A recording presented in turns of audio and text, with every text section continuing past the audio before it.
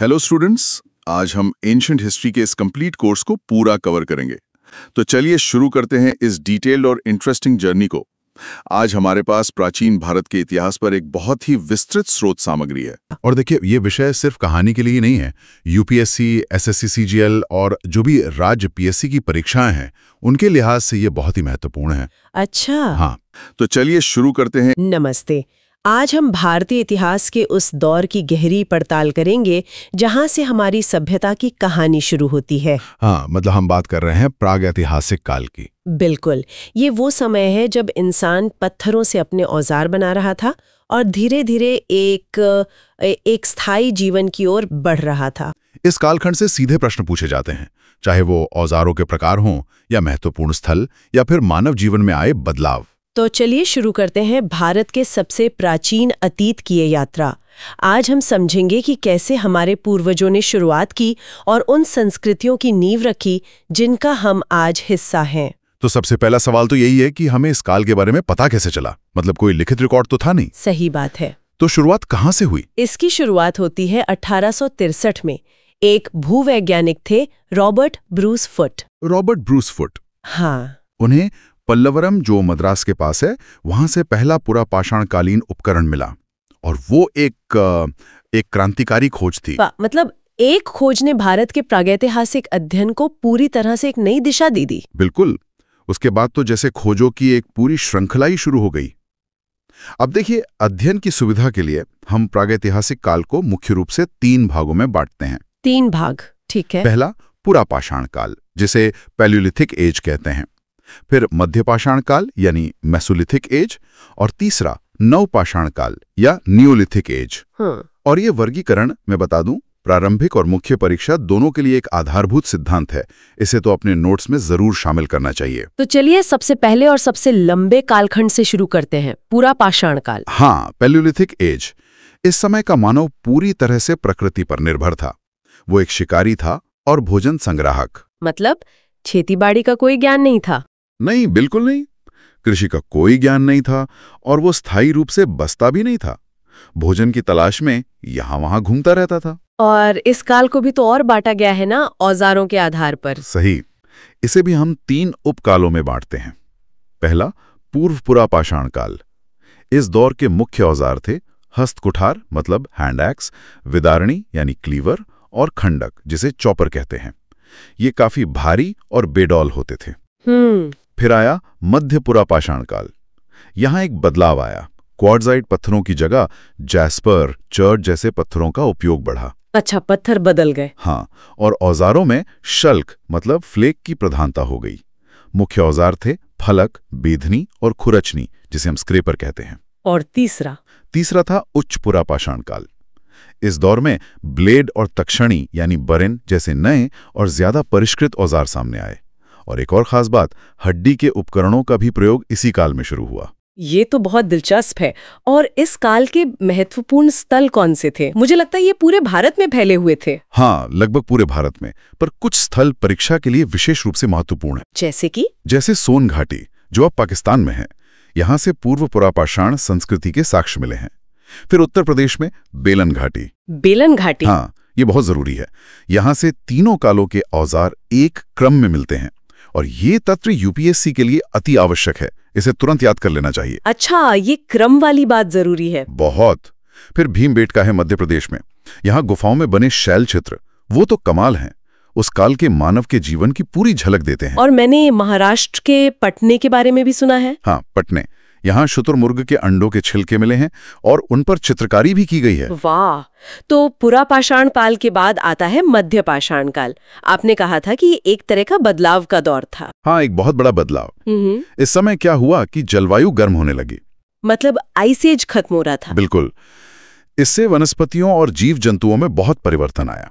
और इस काल की जो सबसे बड़ी विशेषता है वो है सूक्ष्म पाषाण उपकरण, यानी कि माइक्रोलिथ्स। हाँ, माइक्रोलिथ्स। ये बहुत छोटे ज्यामितीय आकार के पत्थर के औजार थे। और ये तथ्य ये प्रारंभिक परीक्षा के लिए अत्यंत महत्वपूर्ण है। ये अक्सर पूछा जाता है कि माइक्रोलिथ्स किस काल से संबंधित हैं। तो जीवन शैली में क्या बदलाव आए? औजार तो छोटे हो गए। जीवन शैली में जो सबसे बड़ा बदलाव आया वो ये कि इसी काल में हमें पशुपालन के प्राचीनतम साक्ष्य मिलते हैं। पशुपालन, ये तो एक बहुत बड़ा कदम था। बहुत बड़ा। मध्य प्रदेश के आदमगढ़ और राजस्थान के बागोर से मिले साक्ष्य इस बात की पुष्टि करते हैं। और मैं बता दूं, यूपीएससी ने इस पर पहले भी सवाल पूछा है। इन दोनों स्थलों का नाम तो दिमाग में बिठा लेना चाहिए। आदमगढ़ और बागोर। हाँ, इसके अलावा उत्तर प्रदेश में सराय नाहर राय और महादहा से स्तंभ गर्त यानी पोस्ट होल्स और शवों को दफनाने के साक्ष्य मिले हैं। ये एक तरह से स्थायी जीवन की शुरुआत का संकेत देते हैं। और फिर आता है नव पाषाण काल। इसे तो मानव इतिहास में क्रांति की तरह देखा जाता है। ऐसा क्यों? इसे क्रांति इसलिए कहते हैं क्योंकि इसी काल में मानव ने कृषि करना और पशुओं को पालना सीखा। अच्छा, खेती की शुरुआत। हाँ, वो भोजन संग्राहक से भोजन उत्पादक बन गया और इस एक बदलाव ने सब कुछ बदल दिया। अब स्थायी बस्तियां बसने लगीं, चाक पर मिट्टी के बर्तन मतलब मृदभांड बनने लगे और औजारों को घिसकर चिकना और धारदार बनाया जाने लगा। और ये जो नवपाषाण क्रांति का सिद्धांत है, ये मुख्य परीक्षा के लिए एक उच्च उत्पादन विषय है। इसके सामाजिक आर्थिक प्रभावों का विश्लेषण करने को कहा जा सकता है। तो इस क्रांति के सबसे महत्वपूर्ण केंद्र कौन से थे? यहाँ कुछ स्थल हैं जिन्हें भूलना नहीं है। पहला, मेहरगढ़, जो बलूचिस्तान में है। यहाँ से भारतीय उपमहाद्वीप में कृषि का प्राचीनतम साक्ष्य मिला है, लगभग 7000 ईसा पूर्व। 7000 ईसा पूर्व? हाँ, गेहूं और जौ की खेती के प्रमाण। फिर कश्मीर में बुर्ज़होम और गुफकराल। यहाँ के लोग गड्ढों वाले घरों में रहते थे जिन्हें गर्त निवास कहते हैं। गड्ढों वाले घर? हाँ, और बुर्ज़होम से मालिक के साथ कुत्ते को दफनाने का एक अनोखा साक्ष्य भी मिला है। ये तो बहुत ही दिलचस्प है। और चावल के बारे में क्या? उसके लिए हमें उत्तर प्रदेश में कोल्डी हवा और महाघड़ा को देखना होगा। यहाँ से चावल की खेती का दुनिया में सबसे पुराना साक्ष्य मिला है। और मैं फिर कहूँगा, ये तथ्य प्रारंभिक परीक्षा के लिए अति आवश्यक है। ठीक है। और बिहार का चिरांद? हाँ, चिरांद। यहाँ से प्रचुर मात्रा में हड्डी के उपकरण मिले हैं जो ज्यादातर हिरण के सींगों से बने थे। तो नवपाषाण के बाद एक ऐसा दौर भी आया जब इंसान ने पत्थर के साथ साथ धातु का भी इस्तेमाल करना शुरू कर दिया। सही कहा आपने। ये ताम्रपाषाण काल था जब पहली बार धातु के रूप में तांबे यानी कॉपर का प्रयोग हुआ। तो ये ग्रामीण संस्कृतियां थीं। हाँ, ये भारत के विभिन्न हिस्सों में फैली ग्रामीण संस्कृतियां थीं। इनमें कुछ प्रमुख हैं, जैसे आहार संस्कृति जो दक्षिण पूर्वी राजस्थान में थी। इसे तांबुवती भी कहते हैं क्योंकि यहाँ तांबा बड़े पैमाने पर मिलता था। तांबे वाली जगह तांबवती। बिल्कुल। फिर पश्चिमी मध्य प्रदेश में मालवा संस्कृति थी जो अपने उत्कृष्ट मृदभांडों के लिए जानी जाती है। और फिर थी जोरवे संस्कृति। ये महाराष्ट्र में थी, है ना? हाँ, महाराष्ट्र में। और ये सबसे विस्तृत संस्कृति थी। इनाम गांव और दैमाबाद इसके प्रमुख केंद्र थे। इनाम गांव से तो 5 कमरों वाला एक बड़ा मकान और मातृदेवी की मूर्ति भी मिली है। तो इन संस्कृतियों की क्या खास बात थी? ये लोग चित्रित मृदभांडों में प्रयोग करते थे, जैसे काले और लाल मृदभांड, ब्लैक एंड रेड वेयर। हाँ, और एक और बात, ये लोग शवों को अपने घरों के फर्श के नीचे ही दफनाते थे। ये मुख्य रूप से ग्रामीण थे, लेकिन इनाम गांव जैसी कुछ बस्तियों में शहरीकरण की प्रक्रिया शुरू हो चुकी थी। एक तरह से ये हड़प्पा सभ्यता की पृष्ठभूमि तैयार कर रही थी। तो ये थी प्रागैतिहासिक भारत की कहानी, पत्थरों के औजारों से लेकर तांबे के इस्तेमाल तक का एक लंबा सफर। हमने देखा कि कैसे मानव ने धीरे धीरे प्रकृति पर विजय पाना सीखा और एक सभ्य जीवन की नींव रखी। तो चलिए अब हम आगे बढ़ते हैं। हमारा नेक्स्ट टॉपिक है, या कह सकते हैं नया चैप्टर है, हड़प्पा सभ्यता। बात करेंगे भारत की पहली नगरीय सभ्यता की, यानी कि हड़प्पा सभ्यता की। हम इसकी खोज से लेकर इसके विशाल विस्तार, इसके अनोखे नगर नियोजन और इसके रहस्यमयी पतन तक हर पहलू को समझने की कोशिश करेंगे। बिल्कुल। और ये एक ऐसा अध्याय है जहां से हर परीक्षा में प्रश्न लगभग तय होते हैं। हम सिर्फ तथ्यों पर ही ध्यान नहीं देंगे, बल्कि उन अवधारणाओं को भी समझेंगे जो मुख्य परीक्षा में उत्तर लिखने के लिए बहुत जरूरी होती हैं। तो चलिए सबसे पहले इसकी खोज की कहानी से ही शुरू करते हैं। ये सभ्यता तो हजारों साल तक जमीन के नीचे दबी रही है ना? सही कहा।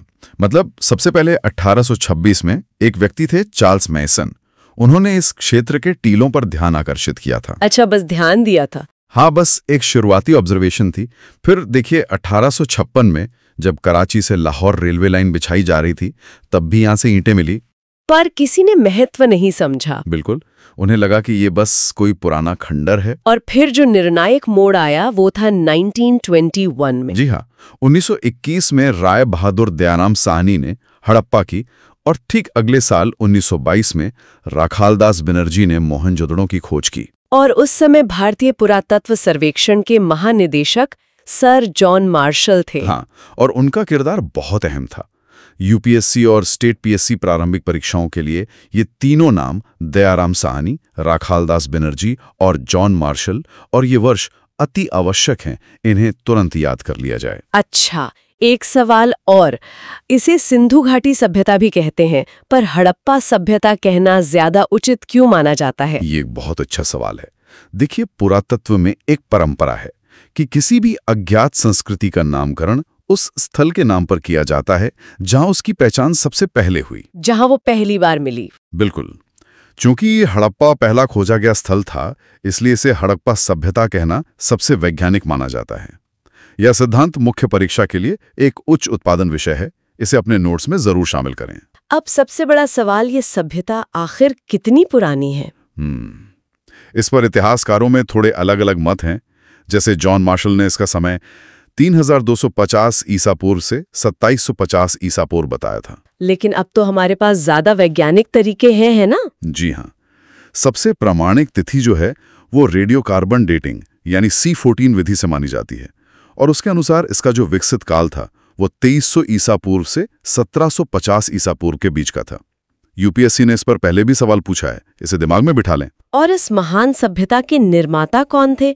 मतलब क्या ये भारत के ही लोग थे या कहीं बाहर से आए थे? ये एक बहुत ही महत्वपूर्ण बहस का विषय है। कुछ विदेशी विद्वान हैं जो इसका उद्भव मेसोपोटामिया की सभ्यता से मानते हैं।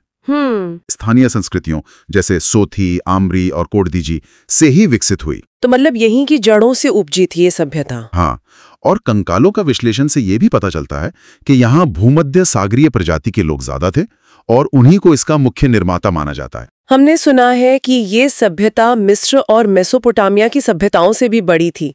इसका फैलाव कहाँ तक था? ये बात बिल्कुल सही है। ये सभ्यता एक विशाल, आप कह सकते हैं, त्रिभुजाकार क्षेत्र में फैली थी। क्षेत्रफल था लगभग 13 लाख वर्ग किलोमीटर।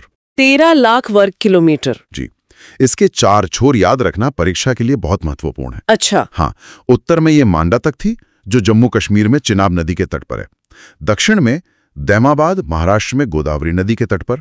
और पूरब पश्चिम में? पूर्व में आलमगीरपुर, जो उत्तर प्रदेश में हिंडन नदी के किनारे है, और पश्चिम में सुतकागेंडोर, जो पाकिस्तान ईरान सीमा पर दाश्क नदी के तट पर है। ये तथ्य प्रारंभिक परीक्षा के लिए अति आवश्यक है, इसे तुरंत याद कर लिया जाए। ये तो वाकई एक विशाल साम्राज्य था। और देखिए, हड़प्पा सभ्यता की सबसे बड़ी विशेषता थी इसका अद्भुत नगर नियोजन। टाउन प्लानिंग है ना? बिल्कुल। शहर ग्रिड पैटर्न पर बसे थे, जहां सड़कें एक दूसरे को समकोण पर, मतलब 90 डिग्री पर काटती थीं। और वो पक्की ईंटों का इस्तेमाल? हाँ, पक्की ईंटों का प्रयोग, ढकी हुई नालियों वाली एक बहुत ही उन्नत जल निकासी प्रणाली, और शहर का 2 भागों में बटा होना, एक ऊंचा दुर्ग और एक निचला शहर, ये सब इसकी पहचान थे। चलिए, अब कुछ प्रमुख शहरों और वहां मिली खास चीजों पर नजर डालते हैं, जो सीधे सीधे परीक्षा में पूछे जाते हैं। जरूर। सबसे पहले मोहनजोदड़ो, जिसका मतलब है मृतकों का टीला। यहाँ से तो विशाल स्नानागार मिला है। प्रतियोगी परीक्षा का पसंदीदा सवाल है। अच्छा, और लोथल जो गुजरात में है? लोथल को लघु हड़प्पा या लघु मोहनजोदड़ो भी कहते हैं। यहाँ से दुनिया का सबसे पुराना बंदरगाह यानी डॉकयार्ड मिला है। और चावल के साक्ष्य भी तो यहीं से मिले हैं? जी हाँ, चावल के साक्ष्य और युगल शवाधान यानी डबल बरियल भी यहीं से मिले हैं। कालीबंगा के बारे में बताइए, जो राजस्थान में है। कालीबंगा का अर्थ है काली चूड़ियां। यहाँ से जुते हुए खेत का बहुत ही महत्वपूर्ण साक्ष्य मिला है। साथ ही अग्निकुंड और ऊंट की हड्डियां भी मिली हैं। और धौलावीरा, वो भी तो गुजरात में ही है। हाँ, और धौलावीरा बहुत खास है। ये शहर 3 भागों में विभाजित था। यहाँ से एक अनोखी जल प्रबंधन प्रणाली मिली है, और एक बड़े साइन बोर्ड जैसा 10 अक्षरों वाला अभिलेख भी। चन्हूदड़ों के बारे में भी बहुत सवाल आते हैं। हाँ, चन्हूदड़ो एकमात्र ऐसा शहर है जहाँ कोई दुर्ग नहीं था। यहाँ मन के बनाने का कारखाना मिला है, और लिपस्टिक के साक्ष्य भी मिले हैं। इन सभी स्थलों और उनसे जुड़ी खोजों की एक सूची बना लें। ये एसएससी, सीजीएल और अन्य परीक्षाओं में मैच द फॉलोइंग में अक्सर आता है। तो इन शहरों में रहने वाले लोग अपना जीवन कैसे चलाते थे? उनकी अर्थव्यवस्था कैसी थी? उनकी अर्थव्यवस्था कृषि, पशुपालन, शिल्प और व्यापार पर आधारित थी। वो गेहूं, जौ और कपास उगाते थे। कपास तो उनकी बहुत बड़ी देन है ना? बिल्कुल, कपास उगाने वाले ये दुनिया के पहले लोग थे। इसीलिए यूनानी इसे सिंडन कहते थे, जो सिंधु शब्द से ही बना है। और व्यापार, क्या वो सिर्फ आपस में ही व्यापार करते थे? नहीं, उनका व्यापार मेसोपोटामिया तक फैला हुआ था, जिसे वो मिलुहा कहते थे। इसके अलावा बहरीन और ओमान से भी उनके व्यापारिक संबंध थे। और ये सब वस्तु विनिमय पर आधारित था। जी हाँ, बाटे सिस्टम पर। वो तांबा, सोना, चांदी का प्रयोग करते थे, लेकिन एक बहुत जरूरी बात है कि वो लोहे से अपरिचित थे। ये तथ्य कि हड़प्पावासी लोहे से अपरिचित थे, इसे दिमाग में बिठा लें। उनका धर्म और समाज कैसा था? समाज के बारे में माना जाता है कि वो संभवतः मात्र सत्तात्मक था, क्योंकि मातृ देवी की बहुत सारी मूर्तियां मिली हैं। हाँ बिल्कुल, वो मातृ देवी की पूजा करते थे। मोहनजोदड़ो से एक मोहर मिली है जिस पर पशुपति महादेव यानी आदि शिव का चित्र है। वो पीपल के पेड़, कुबड़ वाले सांड और लिंग योनि की भी पूजा करते थे। लेकिन मंदिर नहीं मिले? एक भी नहीं, किसी भी मंदिर का कोई साक्ष्य नहीं मिला है। ये एक महत्वपूर्ण बिंदु है जिस पर यूपीएससी कथन आधारित प्रश्न बना सकता है। तो अब सबसे बड़े रहस्य पर आते हैं। इतनी उन्नत, इतनी व्यवस्थित सभ्यता आखिर खत्म कैसे हो गई? इसका पतन आज भी एक रहस्य है। मतलब कोई एक कारण नहीं है, इसके लिए कई सिद्धांत दिए गए हैं। जैसे कि आर्यों का आक्रमण? हाँ, ये एक थ्योरी है। कुछ लोग विनाशकारी बाढ़ को कारण मानते हैं, तो कुछ जलवायु परिवर्तन को। नदियों का सूख जाना भी तो एक कारण हो सकता है। बिल्कुल, नदियों का सूख जाना या कोई महामारी। संभव है कि इनमें से कई कारणों ने मिलकर इस महान सभ्यता का अंत कर दिया हो। पतन के विभिन्न सिद्धांत और उनके प्रस्तावक ये मुख्य परीक्षा के लिए एक बहुत ही महत्वपूर्ण टॉपिक है। हमने हड़प्पा सभ्यता के लगभग हर महत्वपूर्ण पहलू को छुआ है। उसकी खोज से लेकर उसके पतन तक, उसके नगर नियोजन से लेकर उसके धार्मिक जीवन तक। ये वाकई में भारतीय इतिहास का एक स्वर्णिम अध्याय था। और प्रतियोगी परीक्षाओं के दृष्टिकोण से तो ये अध्याय सोने की खान है। आज चर्चा किए गए हर तथ्य, हर स्थल और हर सिद्धांत को अच्छी तरह से दोहराना सफलता के लिए बहुत जरूरी है। बिल्कुल। तो चलिए अब हम आगे बढ़ते हैं। हमारा नेक्स्ट टॉपिक है, या कह सकते हैं नया चैप्टर है, वैदिक संस्कृति। आज हम बात करेंगे वैदिक संस्कृति की। हाँ, और हमारा मकसद सिर्फ तारीखें और नाम रटना नहीं है। हम उस पूरी कहानी को समझेंगे कि कैसे एक कबीलाई और पशु चराने वाला समाज धीरे धीरे एक स्थायी, खेती पर आधारित और बेहद जटिल सामाजिक व्यवस्था में बदल गया। ये एक जबरदस्त बदलाव की कहानी लगती है। बिल्कुल। तो ये कहानी शुरू कहाँ से होती है? जब हम वैदिक संस्कृति कहते हैं तो इसका मतलब क्या है और इसके निर्माता कौन थे? देखिए, वेद शब्द का मतलब ही है ज्ञान। तो ये संस्कृति वेदों पर आधारित है। ठीक है। और जहां तक इसके निर्माताओं यानी आर्यों की बात है, तो ये इतिहास का एक बहुत बड़ा और दिलचस्प सवाल है कि वे असल में आए कहां से थे। अच्छा, तो इस पर इतिहासकारों में एक राय नहीं है? बिल्कुल नहीं। इस पर अलग अलग विद्वानों के कई मत हैं। तो ये एक तरह की ऐतिहासिक पहेली है। इसमें मुख्य दावे या सिद्धांत कौन-कौन से हैं? सबसे प्रमुख सिद्धांत है जर्मनी के विद्वान मैक्स मूलर का, जो भाषा के आधार पर कहते हैं कि आर्य मध्य एशिया से आए थे। Central Asia. हाँ। वहीं हमारे स्वतंत्रता सेनानी बाल गंगाधर तिलक ने ज्योतिष और खगोलीय गणनाओं का अध्ययन करके कहा कि वो आर्कटिक यानी उत्तरी ध्रुव के इलाके से आए थे। आर्कटिक से? ये तो काफी अलग थ्योरी है। और स्वामी दयानंद सरस्वती का मानना था कि आर्यों का मूल निवास तिब्बत था। इतने अलग अलग विचार, लेकिन क्या हमारे पास भाषा और किताबों के अलावा कोई ठोस पुरातात्विक सबूत है? कोई ऐसी चीज जो किसी एक सिद्धांत को ज्यादा मजबूती देती हो? हाँ, और ये एक बहुत ही महत्वपूर्ण सबूत है। यूपीएससी ने इस पर पहले भी सवाल पूछा है, इसे दिमाग में बैठा लें। ओके, बताइए। तुर्की में बोगसकोई नाम की एक जगह से लगभग 1400 ईसा पूर्व का एक अभिलेख मिला है। 1400 ईसा पूर्व? जी। इस अभिलेख में हित्ती और मितानी साम्राज्यों के बीच एक संधि का जिक्र है और गवाह के तौर पर 4 वैदिक देवताओं के नाम हैं: इंद्र, मित्र, वरुण और नासक्य। वाह, ये वही देवता है जिनका जिक्र ऋग्वेद में मिलता है? एकदम। इससे मध्य एशिया वाले सिद्धांत को काफी बल मिलता है। ये तो कमाल का कनेक्शन है। तो ये जो पूरा वैदिक काल है, जो लगभग 1500 ईसा पूर्व से 600 ईसा पूर्व तक चला, क्या ये पूरा समय एक जैसा ही था? नहीं, बिल्कुल नहीं। या इसमें भी कोई अलग अलग दौर थे? इसे समझना बहुत जरूरी है, क्योंकि सारा बदलाव यहीं छिपा है। हम वैदिक काल को दो हिस्सों में बांटते हैं। पहला है ऋग्वैदिक या पूर्व वैदिक काल, जो 1500 से 1000 ईसा पूर्व तक था। ठीक है। इस दौर की जानकारी हमें सिर्फ और सिर्फ एक ग्रंथ से मिलती है, ऋग्वेद। और दूसरा दौर है उत्तर वैदिक काल, जो 1000 से 600 ईसा पूर्व तक चला। इस दौर में समाज पूरी तरह बदल गया और इसकी जानकारी हमें सामवेद, यजुर्वेद, अथर्ववेद और ब्राह्मण, आरण्यक जैसे ग्रंथों से मिलती है। बिल्कुल। इस बदलाव का सबसे बड़ा कारण क्या था? कोई एक चीज जिसने सब कुछ बदल दिया हो? लोहा। हाँ, 1000 ईसा पूर्व के आसपास जब उत्तर वैदिक काल शुरू हुआ, लोगों ने लोहे का इस्तेमाल करना सीख लिया। अच्छा। लोहे के मजबूत औजारों और हलों से घने जंगलों को साफ करना और गहरी जुताई करना आसान हो गया। तो मतलब तकनीक ने उनकी पूरी दुनिया बदल दी? हाँ, वे घूमने फिरने वाले पशुपालकों से एक जगह टिक कर खेती करने वाले किसान बन गए। ये तो बहुत दिलचस्प है। तो फिर उनके रहने की जगह भी बदली होगी? निश्चित रूप से। ऋग्वैदिक काल में वे कहाँ रहते थे और फिर उत्तर वैदिक काल में कहाँ तक फैल गए? बिल्कुल। ऋग्वैदिक आर्य सप्त सिंधव इलाके में रहते थे, यानी 7 नदियों की धरती। मतलब आज का पंजाब और आसपास का इलाका? हाँ, पंजाब, हरियाणा और अफगानिस्तान का कुछ हिस्सा। इसमें सिंधु और उसकी सहायक नदियां जैसे वितस्ता, अस्किनी, परुष्णी शामिल थीं। ठीक है। लेकिन उत्तर वैदिक काल में लोहे की कुल्हाड़ी से जंगल साफ करते करते वे पूरब की ओर बढ़े और गंगा यमुना के उपजाऊ मैदानों में बस गए। तो उनका केंद्र ही बदल गया? हाँ, उनका केंद्र सप्त सिंधु से हटकर कुरु पांचाल क्षेत्र यानी आज का पश्चिमी उत्तर प्रदेश बन गया।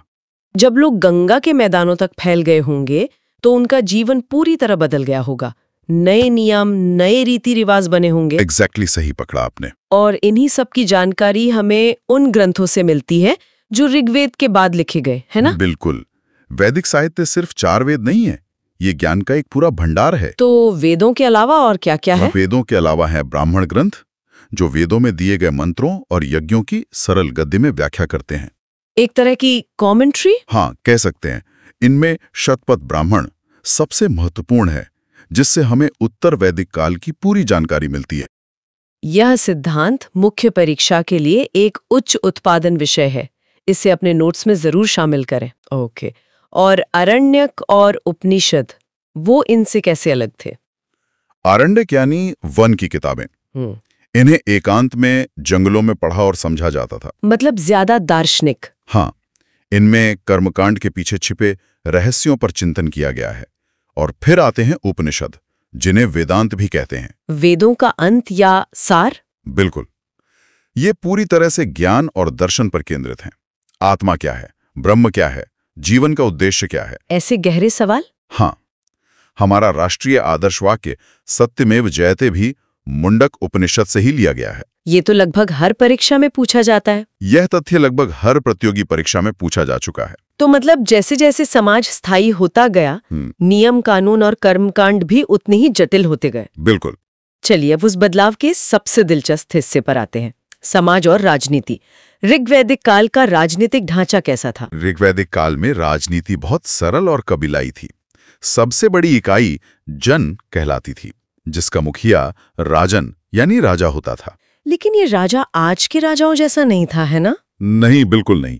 वो एक कबीले का सरदार था, जिसके पास असीमित शक्तियां नहीं थीं। तो राजा पर नियंत्रण कौन रखता था? 2 बहुत ही महत्वपूर्ण संस्थाएं थीं, सभा और समिति। अच्छा, सभा और समिति। हाँ, समिति एक तरह की आम सभा थी, जहां कबीले का कोई भी सदस्य अपनी बात रख सकता था, जबकि सभा में कुछ चुने हुए अनुभवी लोग बैठते थे, जो राजा को सलाह देते थे। अथर्ववेद में तो इन्हें प्रजापति की 2 बेटियां कहा गया है। सही कहा आपने।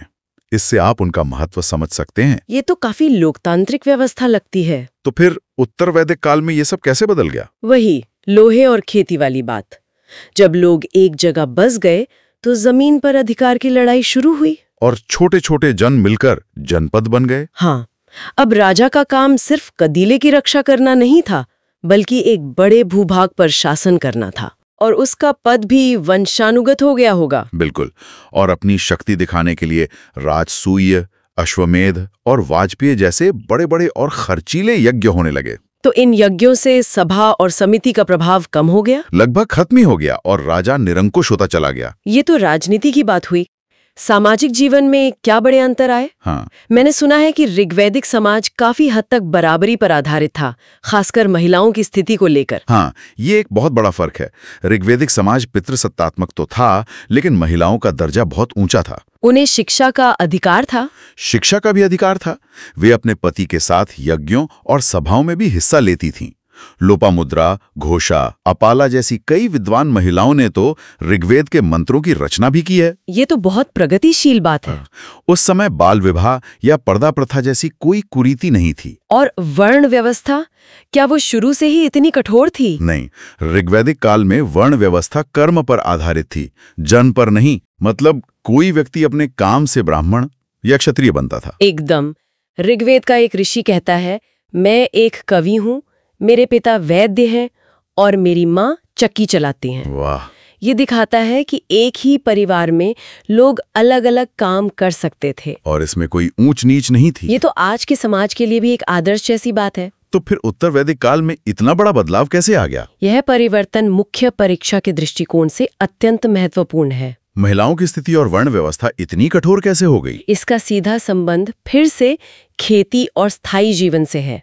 जब जमीन ही धन का मुख्य स्रोत बन गई, तो जमीन पर मालिकाना हक जरूरी हो गया। और जमीन पिता से पुत्र को मिलती थी। सही। इसलिए बेटों का महत्व अचानक बहुत बढ़ गया।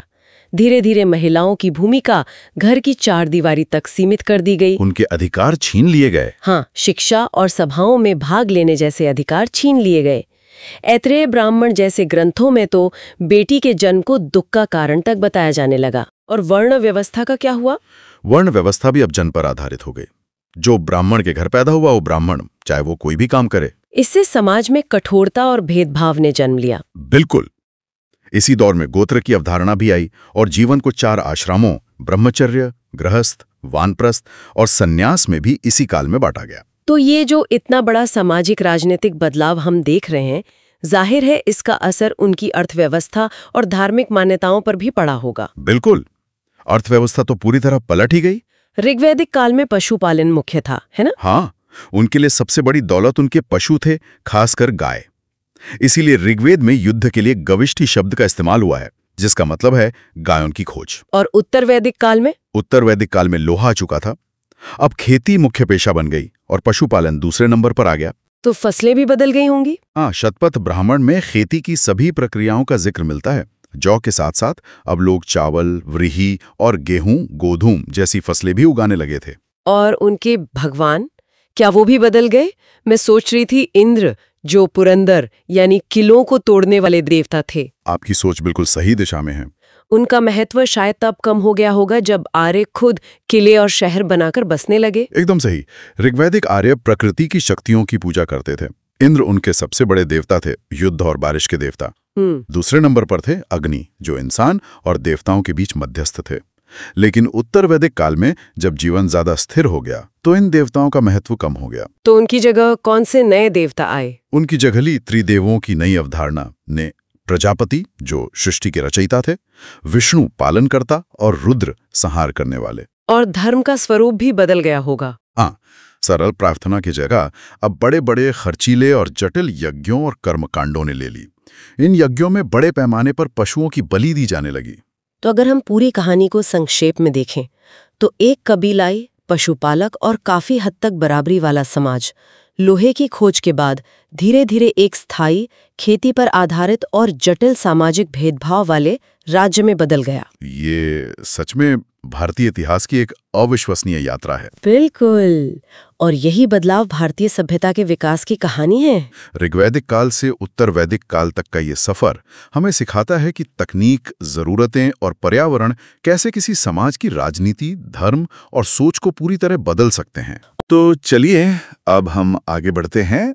हमारा अगला टॉपिक है, या कह सकते हैं नया चैप्टर है, संगम युग। जी। तो चलिए समझते हैं कि दक्षिण भारत के इन 3 महान साम्राज्यों चोल, चेर और पांड्य का इतिहास क्या था, उनका साहित्य कितना समृद्ध था और उनकी प्रशासनिक व्यवस्था कैसी थी। बिल्कुल। संगम युग को समझने का आधार है संगम साहित्य। संगम का अर्थ है सभा, विशेष रूप से तमिल कवियों की सभा, जिसे पांड्य राजाओं का संरक्षण प्राप्त था। यहीं से हमें इस युग की सामाजिक, राजनीतिक और आर्थिक जानकारी मिलती है। चलिए सबसे पहले इसकी नींव को ही समझते हैं। संगम युग से ठीक पहले का समय कैसा था? मतलब वहां क्या हो रहा था? देखिए, संगम युग की जो पृष्ठभूमि है वो महापाषाणिक संस्कृति में निहित है, जो लगभग 1000 ईसा पूर्व में दक्षिण भारत में प्रचलित थी। महापाषाणिक? हाँ, मतलब ये लोग अपने मृतकों को बड़े बड़े पत्थरों से बनी कब्रों में दफनाते थे, इसीलिए इन्हें महापाषाणिक कहा गया। और ये तथ्य प्रारंभिक परीक्षा के लिए अति आवश्यक है, इसे तुरंत याद कर लिया जाए। इन कब्रों से लोहे के औजार और काले और लाल मिट्टी के बर्तन मिले हैं। अच्छा, और ये संगम मतलब जो कवियों की सभाएं थीं, ये कितनी हुई थीं? परंपरा के अनुसार कुल 3 संगमों का आयोजन हुआ। 3? जी, लेकिन पहले 2 संगमों के लगभग सभी ग्रंथ वो नष्ट हो चुके हैं। अच्छा। हमें जो भी जानकारी मिलती है वो मुख्यतः तीसरे संगम के साहित्य से है। एक मिनट, तो दूसरे संगम का कुछ भी नहीं बचा? बचा है, एक ग्रंथ बचा है, और वो बहुत ही महत्वपूर्ण है। उसका नाम है तोल्काप्पियम। तोल्काप्पियम? हाँ, ये तमिल व्याकरण का सबसे पुराना ग्रंथ है और यूपीएससी ने इस पर पहले भी सवाल पूछा है। इसे दिमाग में बिठा लें। लेकिन एक व्याकरण की किताब से हमें उस युग के बारे में क्या पता चल सकता है? यही तो इसकी खूबी है। ये सिर्फ व्याकरण नहीं है, बल्कि उस समय के समाज और अर्थव्यवस्था की भी एक झलक देता है। ये बताता है कि समाज कैसा था, रीति रिवाज क्या थे। ये तो कमाल है। तो फिर मुख्य साहित्यिक स्रोत कौन-कौन से हैं जिनके बारे में परीक्षार्थियों को जानना चाहिए? मुख्य रूप से 3 ग्रंथ समूह हैं: पत्तुपातु, इत्तुतोकाय और पदिनेइन कीलकणक्को। और इनके अलावा 2 महाकाव्य हैं जिनका जिक्र बार-बार आता है: शिलप्पादिकारम और मणिमेखले। अच्छा। और इन सब में तिरुक्कुरल का स्थान बहुत ऊपर है, जिसे तमिल भूमि की बाइबल भी कहा जाता है। इसके लेखक तिरुवल्लुवर थे। ये सिद्धांत मुख्य परीक्षा के लिए एक उच्च उत्पादन विषय है। इसे अपने नोट्स में जरूर शामिल करें। बहुत खूब। अब बात करते हैं उस समय के राजनीतिक माहौल की। 3 प्रमुख शक्तियों का जिक्र बार बार आता है। चलिए चोल वंश से शुरू करते हैं। जरूर। चोलों का जो राज्य था वो पेन्नार और वेलार नदियों के बीच था। बहुत उपजाऊ इलाका। और राजधानी? उनकी प्रारंभिक राजधानी थी उरैयूर और बाद में बनी पोहार, जिसे कावेरी पट्टनम भी कहते हैं। और उनका राजकीय चिन्ह था बाघ। हाँ, और चोलों का सबसे बड़ा राजा करिकाल को माना जाता है ना? बिल्कुल, हाँ। हाँ, बिल्कुल। करिकाल, उसने वेण्णी के प्रसिद्ध युद्ध में चेर और पांड्य समेत 11 राजाओं के एक पूरे संघ को हराया था। 11 राजाओं को एक साथ? जी। और सिर्फ इतना ही नहीं, उसने कावेरी नदी पर 160 किलोमीटर लंबा बांध भी बनवाया। करिकाल की सैन्य और प्रशासनिक उपलब्धियां, ये तथ्य प्रारंभिक और मुख्य परीक्षा दोनों के लिए अति आवश्यक है। वाकई प्रभावशाली। अच्छा, और पांड्या राज्य के बारे में क्या खास है? मैंने सुना है मेगास्थनीज ने भी इसका उल्लेख किया था। हाँ, सही सुना आपने। पांड्य राज्य मोतियों के लिए बहुत प्रसिद्ध था। उनकी राजधानी मदुरै थी और उनका चिन्ह था मछली। मदुरै, जहां संगम सभाएं होती थी? बिल्कुल। और उनका सबसे शक्तिशाली शासक था नेडुंजेलियन, जिसने तलयालंगानम के युद्ध में चोल और चेर समेत कई शक्तियों को पराजित किया था। और तीसरा प्रमुख वंश चेर, उनका इलाका कौन सा था? चेर राज्य वो आज के केरल और तमिलनाडु के कुछ हिस्सों में फैला हुआ था। उनकी राजधानी वंजी थी और उनका प्रतीक चिन्ह था धनुष। चेर राजाओं में सबसे महान किसे माना जाता है? सबसे महान चेर राजा शेंगुटुवन को माना जाता है। उसे भला चेर भी कहते थे। और शेंगुटुवन ने ही कन्नगी पूजा यानी पत्तिनी पूजा की शुरुआत की थी, जिसका जिक्र हमें शिल्पाधिकारम महाकाव्य में मिलता है। अच्छा, ये वही कन्नगी है? हाँ, चेर राजा शेंगुटुवन द्वारा पत्तिनी पूजा की शुरुआत करना एक बहुत ही महत्वपूर्ण तथ्य है। इसे तुरंत याद कर लिया जाए। ये तो सच में अद्भुत है कि कैसे साहित्य और शासन एक दूसरे से जुड़े हुए थे। तो इन महान साम्राज्यों की प्रशासनिक व्यवस्था कैसी थी? राजा की क्या भूमिका थी? राजा ही प्रशासन का केंद्र था। उसे को, मन्नन या इरवन कहा जाता था। मतलब सारी शक्ति उसी के हाथ में थी? सैद्धांतिक रूप से हाँ। लेकिन उसकी सहायता के लिए 5 महासभाएं होती थीं। इनमें मंत्री, पुरोहित, सेनापति, दूत और गुप्तचर शामिल थे। ये पंच महासभा की संरचना एसएससी और राज्य पीएससी परीक्षाओं में अक्सर पूछी जाती है। और इतने बड़े प्रशासन को चलाने के लिए पैसा, मतलब राजस्व का मुख्य स्रोत क्या था? भू राजस्व, इसे करमई कहते थे, और ये उपज का छठा भाग होता था। छठा भाग? जी। और इसके अलावा सीमा शुल्क भी लिया जाता था, जिसे उल्गू कहा जाता था। चलिए अब जरा आम लोगों की जिंदगी को देखते हैं। उस समय का समाज कैसा था? क्या उत्तर भारत जैसी वर्ण व्यवस्था वहां भी मौजूद थी? तोलकाप्पियम में 4 वर्गों का उल्लेख तो मिलता है। अरसर यानी शासक, अंथनर यानी ब्राह्मण, वणिगर यानी व्यापारी और वेल्लालर यानी कृषक। लेकिन ये व्यवस्था उतनी कठोर नहीं थी और समाज में महिलाओं का सम्मान था। अव्वयार जैसी कई महान कवयित्रियां भी हुईं, पर हाँ, सती प्रथा जैसी कुछ कुरीतियां भी मौजूद थीं। और अर्थव्यवस्था, व्यापार की क्या स्थिति थी? अर्थव्यवस्था का आधार तो कृषि ही थी और चावल मुख्य फसल थी। लेकिन व्यापार, खास तौर पर रोमन साम्राज्य के साथ व्यापार, वो बहुत उन्नत था। रोमन साम्राज्य के साथ? हाँ, अरिकामेडू में तो एक रोमन बस्ती के प्रमाण भी मिले हैं। अच्छा, पूरी बस्ती? जी। यहाँ से मसाले, सूती कपड़े, मोती और कीमती पत्थर निर्यात होते थे और बदले में वहां से सोना आता था, बहुत सारा सोना। इतना कि रोमन लेखक प्लिनी ने भारत में रोमन सोने के जाने पर दुख भी व्यक्त किया है। संगम काल का रोमन व्यापार, यह तथ्य प्रारंभिक परीक्षा के लिए अति आवश्यक है। इसे तुरंत याद कर लिया जाए। ये तो अविश्वसनीय है। अंत में संगम काल के लोगों की धार्मिक आस्थाएं क्या थीं? वे किन देवी देवताओं की पूजा करते थे? देखिए, संगम लोगों के प्रमुख देवता थे मुरुगन, जिन्हें सुब्रमण्य भी कहा जाता है। मुरुगन? जी। इसके अलावा विष्णु, इंद्र और वरुण की भी पूजा होती थी। और एक बहुत ही अनोखी प्रथा थी वीरकल या नडुक्कल की। वीरकल? ये क्या था? युद्ध में वीर गति पाने वाले सैनिकों की स्मृति में पत्थर स्थापित करने की प्रथा थी और फिर उन पत्थरों की पूजा होती थी। ये तो बहुत सम्मानजनक बात है। बिल्कुल। और इस काल में ब्राह्मण धर्म का प्रभाव भी बढ़ रहा था। राजा वैदिक यज्ञ करते थे। साथ ही बौद्ध और जैन धर्म का भी प्रसार हो चुका था, जैसा हमें मणिमेखलय और जीवक चिंतामणि जैसे ग्रंथों से पता चलता है। तो ये थी संगम युग की एक विस्तृत पड़ताल, एक ऐसा समय जब दक्षिण भारत साहित्य, कला और व्यापार के क्षेत्र में अपनी ऊंचाइयों पर था। हमने इसके राजवंशों, प्रशासन और समाज को गहराई से समझा। बिल्कुल। तो चलिए अब हम आगे बढ़ते हैं। हमारा अगला टॉपिक है, या कह सकते हैं नया चैप्टर है, द्वितीय नगरीय क्रांति, महाजनपदों का युग, मगध साम्राज्य का शक्तिशाली उत्कर्ष और उस दौर के प्रमुख विदेशी आक्रमण।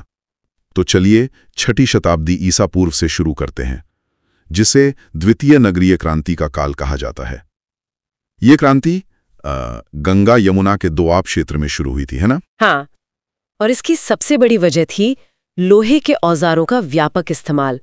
इसी से कृषि उत्पादन में एक बहुत भारी वृद्धि हुई और इसी वजह से बड़े बड़े शहर बसने लगे। सही। बौद्ध ग्रंथों में उस समय के 6 महानगरों का जिक्र मिलता है। कौन कौन से थे वो? चंपा, राजगृह, श्रावस्ती, साकेत, कौशाम्बी और वाराणसी। ये उस दौर के बड़े सेंटर्स थे। अच्छा, और अर्थव्यवस्था कैसे चल रही थी? क्या कोई सिस्टम था? यहाँ जो बात फैसिनेटिंग है वो है अर्थव्यवस्था का संगठित होना।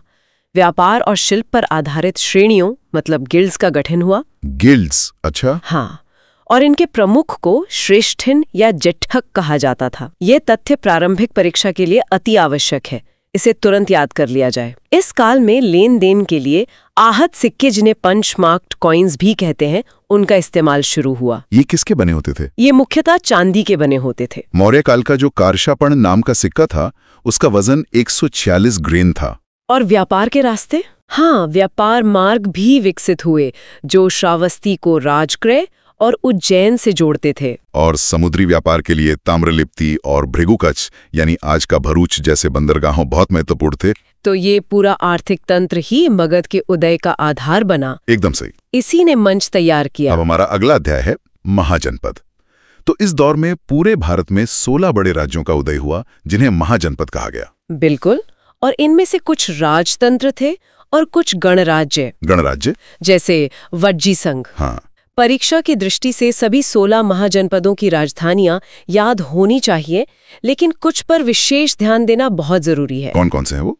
देखिए, मगध, जिसकी राजधानी गिरिव्रज थी, कोसल की राजधानी श्रावस्ती, वत्स की राजधानी कौशाम्बी और अवंती की राजधानी उज्जयिनी, ये उस समय के सबसे शक्तिशाली राज्य थे। ये 4 सबसे बड़े खिलाड़ी थे। हाँ, और एक बात और, यूपीएससी ने इस पर पहले भी सवाल पूछा है, इसे दिमाग में बिठा ले।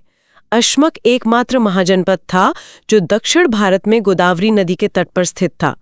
ये एक बहुत ही सामान्य प्रश्न है। अच्छा, ये जरूरी पॉइंट है। इन्हीं महाजनपदों के बीच सर्वोच्चता के लिए संघर्ष शुरू हुआ, जिसमें अंत में मगध विजयी हुआ। अब हमारा अगला अध्याय है मगध का उत्कर्ष। तो मगध के उत्कर्ष की शुरुआत हर्यक वंश के संस्थापक बिंबिसार से होती है। बिल्कुल, और बिंबिसार की रणनीति 3 स्तंभों पर आधारित थी: वैवाहिक संबंध, मित्रता और युद्ध। इस सिद्धांत मुख्य परीक्षा के लिए एक उच्च उत्पादन विषय है, इसे अपने नोट्स में जरूर शामिल करें। तो उसने डिप्लोमेसी का भी इस्तेमाल किया और युद्ध का भी। हाँ, उसने कोसल, लिच्छवी और मद्र राजवंशों में विवाह करके अपनी स्थिति मजबूत की और अंग राज्य को जीतकर मगध में मिला लिया। बिंबिसार के बाद उसका पुत्र अजातशत्रु शासक बना, जिसे कुणिक भी कहा जाता है। हाँ, और कहते हैं कि अजातशत्रु ने अपने पिता की हत्या कर दी थी। उसने फिर कौशल और वज्जीसंघ यानी वैशाली के खिलाफ लंबे समय तक युद्ध किया और अंततः उन्हें मगध साम्राज्य में मिला लिया।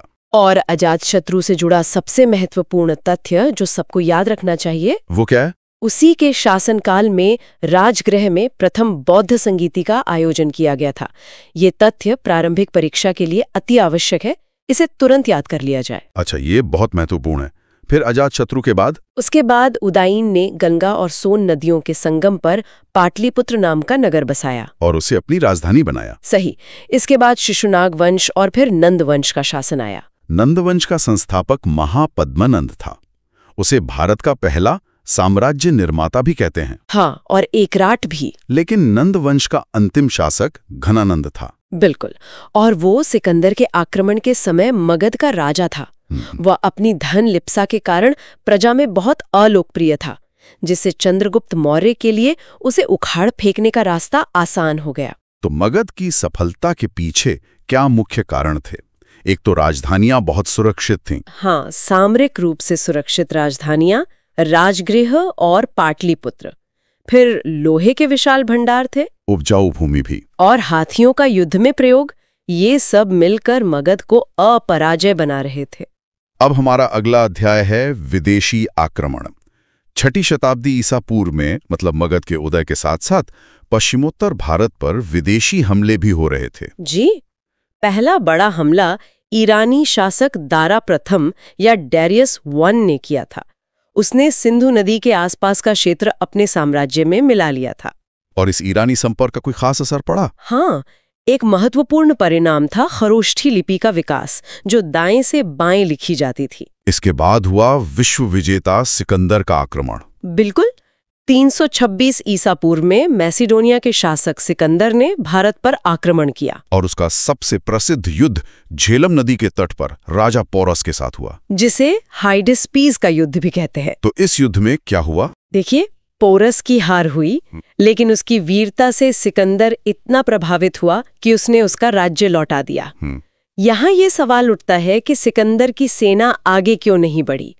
ये तथ्य प्रारंभिक परीक्षा और इंटरव्यू दोनों के लिए महत्वपूर्ण है। क्यों? क्या वजह थी? उसकी सेना ने व्यास नदी को पार करने से इनकार कर दिया। पर क्यों? क्योंकि वे लगातार युद्ध से थक चुके थे और उन्हें मगध के नंद साम्राज्य की विशाल सेना का डर था। अच्छा, तो उन्हें गणानंद की सेना का खौफ था। हाँ, सिकंदर के आक्रमण ने भारत और यूनान के बीच सीधे संपर्क स्थापित किए, जिससे व्यापार, कला जैसे गांधार कला और ज्योतिष विज्ञान के क्षेत्र में आदान प्रदान को बढ़ावा मिला। अब हमारा अगला अध्याय है धार्मिक आंदोलन। आज हम 6ठी शताब्दी ईसा पूर्व के भारत में चलेंगे। एक ऐसा समय जब गंगा के मैदानों में एक वैचारिक क्रांति हो रही थी। बिल्कुल। इसी दौरान जैन धर्म और बौद्ध धर्म जैसे कई नए, आप कह सकते हैं, संप्रदायों का उदय हुआ। हम इसमें ये समझेंगे कि इन आंदोलनों के उदय के पीछे सामाजिक, आर्थिक और राजनीतिक कारण क्या थे। तो चलिए सबसे पहले इन आंदोलनों के उदय के कारणों को ही समझते हैं। स्रोत बताते हैं कि उस समय लगभग 62 नए धार्मिक संप्रदाय मौजूद थे। 62? हाँ, बिल्कुल। इसका सबसे बड़ा कारण था वैदिक कर्मकांडों के प्रति जो एक प्रतिक्रिया बढ़ रही थी वो। अच्छा। देखिए, लोहे के औजारों से कृषि का विस्तार हो रहा था और खेती के लिए पशुधन बहुत जरूरी था, लेकिन यज्ञों में बड़े पैमाने पर पशु बलि दी जा रही थीं। मतलब कृषि अर्थव्यवस्था और धार्मिक प्रथाओं में एक सीधा टकराव था। एक सीधा टकराव, हाँ। और साथ ही जो वर्ण व्यवस्था थी वो बहुत कठोर हो गई थी। वैश्य वर्ग जो व्यापार और वाणिज्य के कारण आर्थिक रूप से शक्तिशाली हो रहा था, उसे समाज में वो सम्मान नहीं मिल रहा था जिसके वो हकदार थे। मतलब पैसा तो था पर इज्जत नहीं थी। बिल्कुल। इसलिए उन्होंने इन नए धर्मों का समर्थन किया जिन्होंने सामाजिक समानता की बात की। ये सिद्धांत मुख्य परीक्षा के लिए एक उच्च उत्पादन विषय है, इसे अपने नोट्स में जरूर शामिल करें। और ये भी दिलचस्प है कि महावीर और बुद्ध दोनों ही क्षत्रिय वर्ण से थे। ये भी एक बहुत महत्वपूर्ण बिंदु है। ये ब्राह्मणों के वैचारिक प्रभुत्व को एक तरह से चुनौती देने का संकेत देता है। चलिए तो फिर सबसे पहले जैन धर्म पर विस्तार से चर्चा करते हैं। जैन शब्द ये जिन से बना है, जिसका अर्थ है विजेता। सही कहा। जो अपनी इंद्रियों पर विजय प्राप्त कर ले वही जिन है। जैन परंपरा में 24 तीर्थंकर हुए हैं। पहले तीर्थंकर ऋषभदेव थे और 23वें पार्श्वनाथ। और 24वें और अंतिम तीर्थंकर थे वर्धमान महावीर। आइए उनके जीवन पर एक नजर डालते हैं। उनका जन्म 599 या कुछ स्रोत 540 ईसा पूर्व भी मानते हैं। वैशाली के पास कुंड ग्राम में हुआ था। और पिता थे सिद्धार्थ, जो ज्ञात्रिक क्षत्रियों के प्रधान थे, और माता त्रिशला एक लिच्छवी राजकुमारी थी। हाँ, और उनकी पत्नी का नाम यशोदा था और उनकी एक पुत्री भी थी, प्रियदर्शना। तो एक पूरा पारिवारिक जीवन था। फिर उन्होंने 30 वर्ष की आयु में गृह त्याग किया और उसके बाद 12 वर्षों की कठोर तपस्या, और फिर उन्हें कैवल्य यानी सर्वोच्च ज्ञान की प्राप्ति हुई। और उनका निर्वाण यानी मृत्यु 72 वर्ष की आयु में पावापुरी में हुआ। ये तथ्य प्रारंभिक परीक्षा के लिए अति आवश्यक है। इसे तुरंत याद कर लिया जाए। महावीर के जीवन से जुड़ी ये सभी जानकारियां, स्थान और नाम, ये सीधे सीधे पूछे जाते हैं। अब जैन धर्म की मुख्य शिक्षाओं और सिद्धांतों की बात करते हैं। सबसे पहले आते हैं पंच महाव्रत। हाँ, पंच महाव्रत। अहिंसा मतलब हिंसा ना करना, सत्य यानी झूठ न बोलना, अस्तेय चोरी ना करना, और अपरिग्रह मतलब संपत्ति इकट्ठा ना करना। हाँ, और 5वां ब्रह्मचर्य। यहाँ ध्यान देने वाली बात यह है कि जो पहले 4 व्रत थे वो पार्श्वनाथ ने दिए थे। अच्छा। 5वां व्रत ब्रह्मचर्य ये महावीर स्वामी ने जोड़ा था। यूपीएससी ने इस पर पहले भी सवाल पूछा है, इसे दिमाग में बिठा लें। इसके बाद आते हैं त्रिरत्न, सम्यक दर्शन, सम्यक ज्ञान और सम्यक चरित्र। बिल्कुल।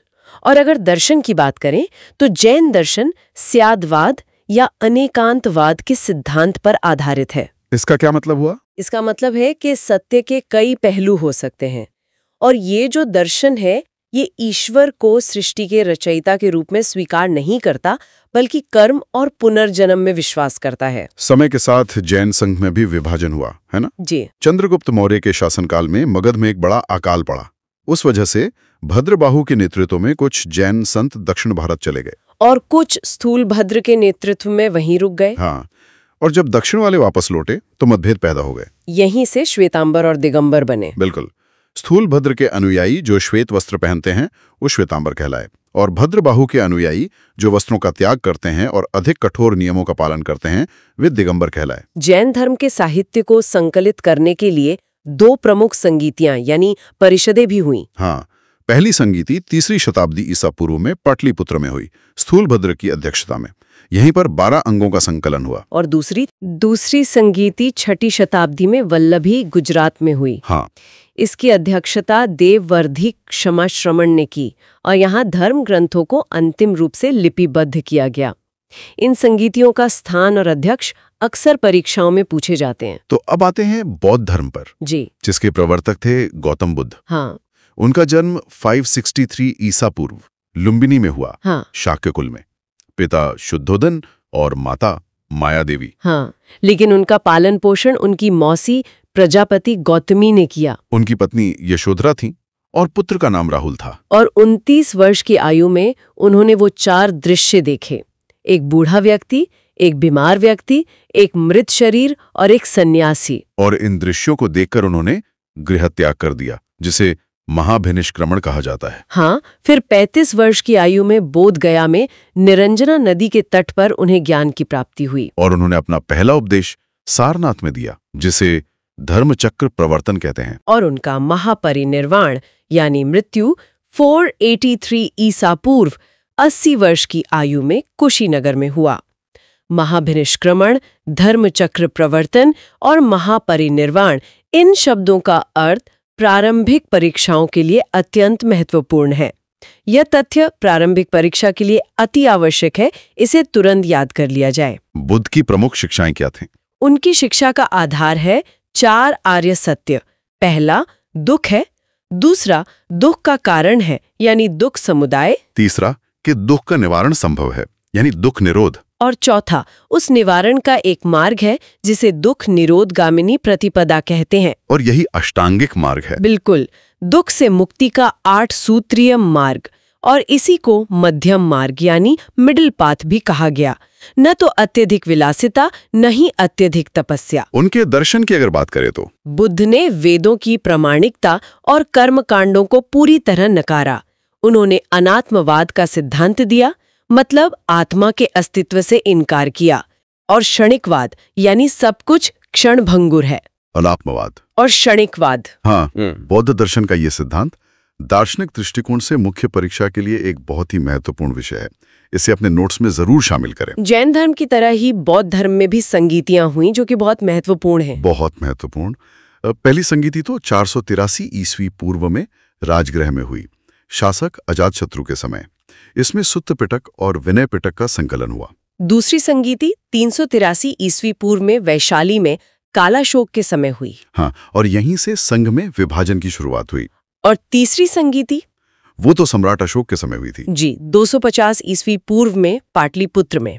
इसमें अभिधम्म पिटक का संकलन हुआ। और चौथी और सबसे महत्वपूर्ण संगीति पहली शताब्दी में कुंडलवन कश्मीर में हुई, शासक कनिष्क के समय। और इसी चौथी संगीति में बौद्ध धर्म स्पष्ट रूप से 2 शाखाओं में विभाजित हो गया, हीनयान और महायान। क्या फर्क था दोनों में? हीनयान बुद्ध को एक महापुरुष मानता था, एक शिक्षक, जबकि महायान ने उन्हें देवता मानकर मूर्ति पूजा आरंभ कर दी। यूपीएससी ने बौद्ध संगीतियों पर कई बार सवाल पूछा है। इनकी सूची, स्थान, शासक और परिणाम दिमाग में बिठा लें। तो चलिए अब हम आगे बढ़ते हैं। हमारा अगला टॉपिक है, आज हमारे सामने मौर्य साम्राज्य का खाका है। स्रोतों के इन पन्नों में भारत के पहले महान साम्राज्य की कहानी छिपी है, इसकी बुलंदी से लेकर इसके बिखरने तक। हमारा मिशन इन पन्नों के पीछे की असल कहानी को समझना है। ये सिर्फ तारीखों और राजाओं की लिस्ट नहीं है। हम ये जानने की कोशिश करेंगे कि लगभग 2300 साल पहले बिना आज की टेक्नोलॉजी के इतने विशाल साम्राज्य को चलाया कैसे जाता था।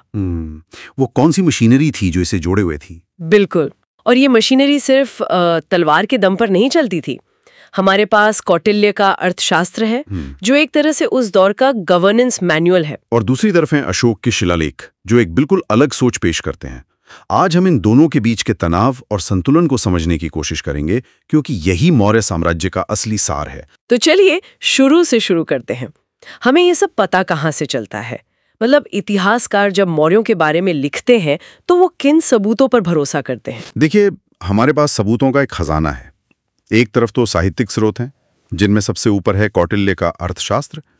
इसके अलावा मेगास्थनीज की इंडिका, जो एक यूनानी राजदूत का आंखों देखा हाल है, और विशाखदत्त का नाटक मुद्रा राक्षस भी है। फिर बौद्ध और जैन ग्रंथ हैं, जो हमें उस दौर के समाज की झलक देते हैं। और पुरातात्विक स्रोत, उनमें सबसे दमदार हैं अशोक के शिलालेख।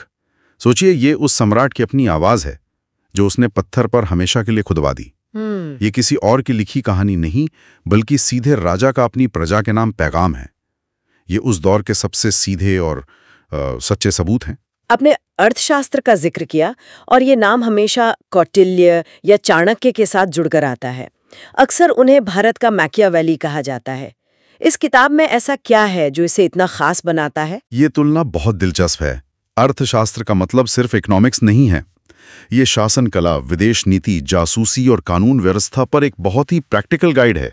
इसमें 15 किताबें और लगभग 6000 श्लोक हैं।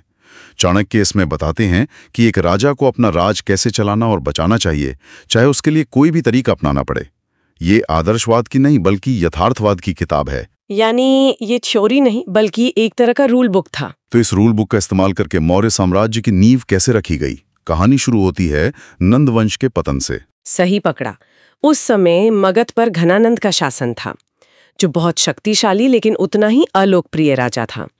चंद्रगुप्त मौर्य ने अपने गुरु चाणक्य के साथ मिलकर उसे सत्ता से उखाड़ फेंका।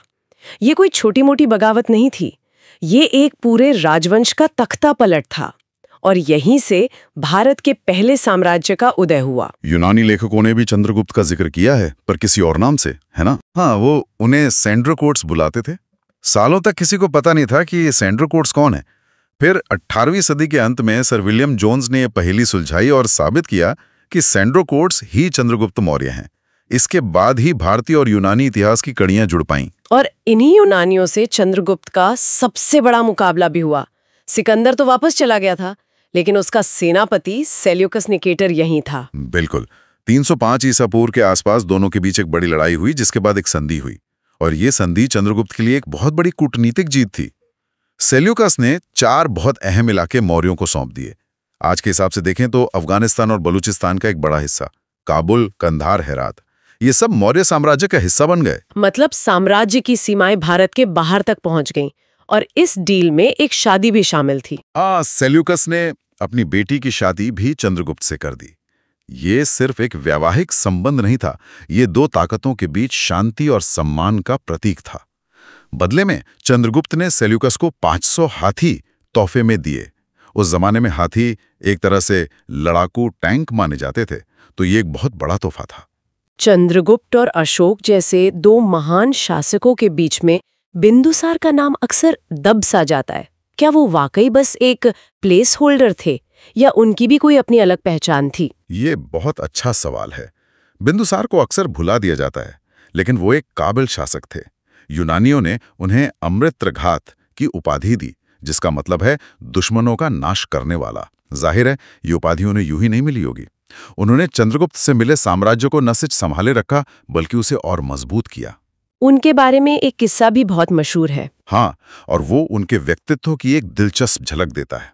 उन्होंने सीरिया के राजा एंटियोकस को एक खत लिखा और 3 चीजें मंगवाईं: मीठी शराब, सूखे अंजीर और एक दार्शनिक। ये तो कमाल है। मतलब वो मीठी शराब और अंजीर तो भेज सकते थे, लेकिन फिलोसोफर आउट ऑफ स्टॉक था। ये उस समय के कूटनीतिक रिश्तों के बारे में कितनी दिलचस्प बात बताता है। बिल्कुल। एंटियोकस ने जवाब दिया कि वो शराब और अंजीर तो भेज रहे हैं, लेकिन यूनानी कानून के हिसाब से वो किसी दार्शनिक को बेच नहीं सकते। यह दिखाता है कि उस दौर में सिर्फ सामान का ही नहीं, बल्कि विचारों और संस्कृति का भी आदान प्रदान हो रहा था। और बिंदुसार के बाद मंच पर आते हैं सम्राट अशोक, एक ऐसा नाम जो सिर्फ भारत ही नहीं बल्कि दुनिया के इतिहास में अमर है। लेकिन उनकी शुरुआत तो काफी खूनी रही। हाँ, अशोक का शुरुआती दौर एक आम सम्राट जैसा ही था, जो अपने साम्राज्य का विस्तार करना चाहता था। और इसी कड़ी में उनके राज्याभिषेक के 8वें साल यानी 261 ईसा पूर्व में हुआ कलिंग का युद्ध। ये युद्ध अशोक के जीवन का टर्निंग पॉइंट बना। हमने हमेशा पढ़ा है कि इस युद्ध के बाद उनका हृदय परिवर्तन हो गया। उनके 13वें शिलालेख में इसका जिक्र भी है। हाँ, और वो शिलालेख बहुत मार्मिक है। अशोक खुद लिखते हैं कि इस युद्ध में लाखों लोग मारे गए या बेघर हुए। इस विनाश को देखकर उन्हें बहुत पछतावा हुआ, और उसी पल उन्होंने फैसला किया कि अब वो भेरी घोष यानी युद्ध का नगाड़ा, उसकी जगह धम्म घोष अपनाएंगे, मतलब धम्म का संदेश। ये किसी राजा द्वारा अपनी नीति में इतना बड़ा और सार्वजनिक बदलाव करने का शायद इतिहास में पहला उदाहरण था। तो ये धम्म आखिर था क्या? कई लोग इसे बौद्ध धर्म से जोड़कर देखते हैं। क्या अशोक ने बौद्ध धर्म को ही राजधर्म बना दिया था? ये एक बहुत आम गलतफहमी है। अशोक का धम्म कोई धर्म नहीं था, और ना ही उन्होंने इसे किसी पर थोपा। ये दरअसल एक नैतिक और सामाजिक आचार संहिता थी। सोचिए, उनका साम्राज्य कितना विशाल और विविध था। अलग अलग भाषाएं, अलग अलग संस्कृतियां, अलग अलग धर्म। ऐसे में सबको एक साथ जोड़े रखने के लिए एक कॉमन ग्राउंड चाहिए था। धम्म वही कॉमन ग्राउंड था। मतलब ये एक तरह का सिविल कोड था। आप कह सकती हैं। इसमें बहुत सरल और सार्वभौमिक बातें थीं। बड़ों का सम्मान करो, छोटों से प्यार करो, दासों और नौकरों के साथ अच्छा बर्ताव करो, फिजूल खर्ची मत करो और सबसे जरूरी अहिंसा का पालन करो। इसका मकसद एक सहिष्णु और शांतिपूर्ण समाज बनाना था, जहां लोग आपस में लड़ने के बजाय मिलकर रह सकें। ये एक बहुत ही प्रैक्टिकल सॉल्यूशन था एक मल्टी एथनिक साम्राज्य को चलाने का। और इस संदेश को फैलाने के लिए उन्होंने जो तरीका अपनाया वो भी अपने आप में अनोखा था। बिल्कुल। अशोक भारत के पहले राजा थे जिन्होंने अपनी प्रजा से सीधे संवाद करने के लिए पत्थरों पर लेख खुदवाए। ये शिलालेख और स्तंभ लेख साम्राज्य के कोने कोने में लगाए गए ताकि हर कोई उन्हें पढ़ और समझ सके। भाषा भी आम लोगों की थी, प्राकृत, और लिपि भी ब्राह्मी, जो उस समय सबसे प्रचलित थी। पश्चिमोत्तर भारत में खरोष्ठी लिपि का भी इस्तेमाल हुआ। यह एक तरह का प्राचीन मास कम्युनिकेशन था। अशोक ने साम्राज्य को एक नैतिक दिशा तो दे दी, लेकिन सिर्फ नैतिकता से तो इतना बड़ा साम्राज्य चल नहीं सकता था। इसके पीछे की असली मशीनरी क्या थी? वो कौन सा एडमिनिस्ट्रेटिव स्टील फ्रेम था जिसने इसे इतने सालों तक जोड़े रखा? इसके लिए हमें वापस कौटिल्य के पास लौटना होगा। मौर्य प्रशासन का ढांचा बहुत हद तक अर्थशास्त्र पर आधारित था। ये एक टॉप डाउन सिस्टम था, यानी सारी ताकत राजा के हाथ में केंद्रित थी। कौटिल्य ने राज्य के 7 अंग बताए थे, जिसे सप्तांग सिद्धांत कहते हैं। राजा, अमात्य यानी मंत्री, जनपद, दुर्ग, कोश, दंड यानी सेना, और मित्र। तो ये सप्तांग सिद्धांत क्या सिर्फ एक थ्योरी थी या ये राजा के लिए एक तरह की चेकलिस्ट थी? क्या वाकई में फैसले लेते समय ये देखा जाता था कि हमारे खजाने, सेना और सहयोगी देशों, इन सभी अंगों पर इसका क्या असर पड़ेगा? ये बिल्कुल एक चेकलिस्ट की तरह था। ये सिद्धांत राजा को याद दिलाता था कि राज्य सिर्फ राजा से नहीं बनता, बल्कि ये 7 अंग मिलकर राज्य को पूरा करते हैं। अगर एक भी अंग कमजोर हुआ तो पूरा राज्य खतरे में पड़ सकता है। ये शासन को एक समग्र दृष्टिकोण से देखने का तरीका था। मेगास्थनीज ने राजधानी पाटलिपुत्र के प्रशासन की बहुत तारीफ की है। उन्होंने एक 30 लोगों की कमेटी का जिक्र किया है। हाँ, और ये उस दौर के शहरी प्रशासन का एक अद्भुत उदाहरण है। उन्होंने बताया कि ये 30 सदस्यों की सभा 6 छोटी छोटी समितियों में बंटी थी और हर समिति के पास एक खास जिम्मेदारी थी। कोई उद्योग धंधों पर नजर रखती थी तो कोई विदेशियों की देखभाल करती थी। एक समिति जन्म मृत्यु का हिसाब रखती थी, जो आज के जनगणना विभाग जैसा है, और एक समिति तो बाजार में बिकने वाले सामान पर सेल्स टैक्स भी वसूलती थी। ये तो किसी मॉडर्न म्युनिसिपल कॉर्पोरेशन जैसा लग रहा है। बिल्कुल, ये दिखाता है कि उनका सिस्टम कितना व्यवस्थित और बारीक था। साम्राज्य को प्रांतों में बांटा गया था, जिन्हें चक्र कहते थे। इनकी राजधानियां तक्षशिला, उज्जैनी, तोशली जैसी जगहों पर थीं और अक्सर राजकुमारों को वहां का गवर्नर बनाकर भेजा जाता था। प्रशासन को चलाने के लिए अधिकारियों की एक बड़ी फौज भी होगी। जाहिर है, सोचिए उनकी नौकरशाही कितनी डिटेल थी। अर्थशास्त्र में अलग अलग विभागों के अध्यक्षों का जिक्र है। मिसाल के तौर पर कृषि के लिए एक अलग हेड था, सीता अध्यक्ष। व्यापार के लिए अलग था, पणाध्यक्ष। और यहां तक कि टकसाल यानी सिक्के ढालने वाले विभाग का भी एक अलग इंचार्ज, लक्षणाध्यक्ष था। यह दिखाता है कि सरकार अर्थव्यवस्था के हर पहलू को कितनी बारीकी से कंट्रोल कर रही थी। तो अर्थव्यवस्था का मुख्य आधार क्या था? कृषि। हाँ, कृषि ही रीढ़ की हड्डी थी। जमीन से मिलने वाला टैक्स, जिसे भाग कहते थे, आय का सबसे बड़ा स्रोत था और ये आमतौर पर उपज का छठा हिस्सा होता था। सरकारी जमीन से होने वाली आय को सीता कहा जाता था। इसके अलावा व्यापार भी खूब होता था, जमीनी और समुद्री दोनों रास्तों से। समाज के बारे में हमें 2 अलग अलग तस्वीरें मिलती हैं। मेगास्थनीज ने समाज को 7 वर्गों में बांटा, जबकि कौटिल्य 4 वर्णों की ही बात करते हैं। ये बहुत ही दिलचस्प विरोधाभास है और हमें उस दौर की जटिलता के बारे में बहुत कुछ बताता है। मेगास्थनीज ने समाज को काम के आधार पर बांटा, दार्शनिक, किसान, सैनिक, कारीगर वगैरह। वहीं कौटिल्य, जो उसी व्यवस्था का हिस्सा थे, पारंपरिक वर्ण व्यवस्था यानी ब्राह्मण, क्षत्रिय, वैश्य, शूद्र की बात करते हैं। तो इसका क्या मतलब निकालें? क्या इसका मतलब ये है कि मेगास्थनीज एक बाहरी व्यक्ति होने के नाते समाज को उसके काम से देख रहे थे, जबकि कौटिल्य उसे जन्माधारित व्यवस्था से देख रहे थे? बहुत हद तक यही लगता है। ये हमें बताता है कि शायद जमीनी हकीकत इन दोनों के बीच में कहीं थी। वर्ण व्यवस्था का ढांचा मौजूद था, लेकिन समाज में काम के आधार पर भी एक पहचान बन रही थी। इसी तरह का एक विरोधाभास दास प्रथा को लेकर भी है। कौटिल्य दासों का जिक्र करते हैं, लेकिन मेगास्थनीज कहते हैं कि भारत में दास थे ही नहीं। शायद भारत में दासता का स्वरूप यूनान जैसा कठोर नहीं था, इसलिए मेगास्थनीज उसे पहचान ही नहीं पाए। और कला, अशोक के स्तंभ, खासकर सारनाथ का सिंह स्तंभ, जो आज हमारा राष्ट्रीय प्रतीक है, मौर्य कला की सबसे बड़ी पहचान है। और वो वाकई बेजोड़ हैं। इन स्तंभों को एक ही पत्थर से तराश कर बनाया गया है और उन पर जो चमकदार पॉलिश है वो आज भी एक रहस्य है कि 2300 साल पहले ये तकनीक कैसे हासिल की गई। ये स्तंभ सिर्फ कला के नमूने नहीं थे, ये शक्ति, स्थायित्व और धम्म के संदेश का प्रतीक थे। इन्हें ऐसी जगहों पर लगाया गया था जहां से व्यापारिक मार्ग गुजरते थे या जो धार्मिक केंद्र थे। ये एक तरह का प्रोपेगेंडा भी था जो साम्राज्य की ताकत और अशोक के नैतिक अधिकार का ऐलान करता था। तो फिर सवाल उठता है कि इतना शक्तिशाली, इतना व्यवस्थित और इतना सुसंगठित साम्राज्य आखिर ढह कैसे गया? इसका कोई एक जवाब नहीं है। कई वजहें एक साथ काम कर रही थीं। एक थ्योरी ये है कि अशोक की शांतिप्रिय नीति की वजह से सेना कमजोर पड़ गई और साम्राज्य का मिलिट्री एज खत्म हो गया। लेकिन क्या ये तर्क पूरी तरह सही है?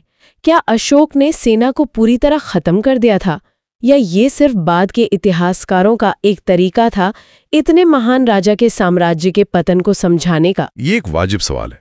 अशोक ने युद्ध करना छोड़ा था, सेना रखना नहीं। तो ये कारण शायद बड़ा चढ़ाकर बताया गया है। जो सबसे ठोस वजह लगती है वो है अशोक के बाद के शासकों का कमजोर होना। वो इतने विशाल साम्राज्य को संभालने के काबिल नहीं थे। और क्या वजहें थीं? एक और बड़ी वजह थी पैसों की तंगी। अशोक ने धम्म के प्रचार, स्तूपों, विहारों के निर्माण और जन कल्याण के कामों पर बहुत ज्यादा खर्च किया। इससे शाही खजाना खाली होने लगा।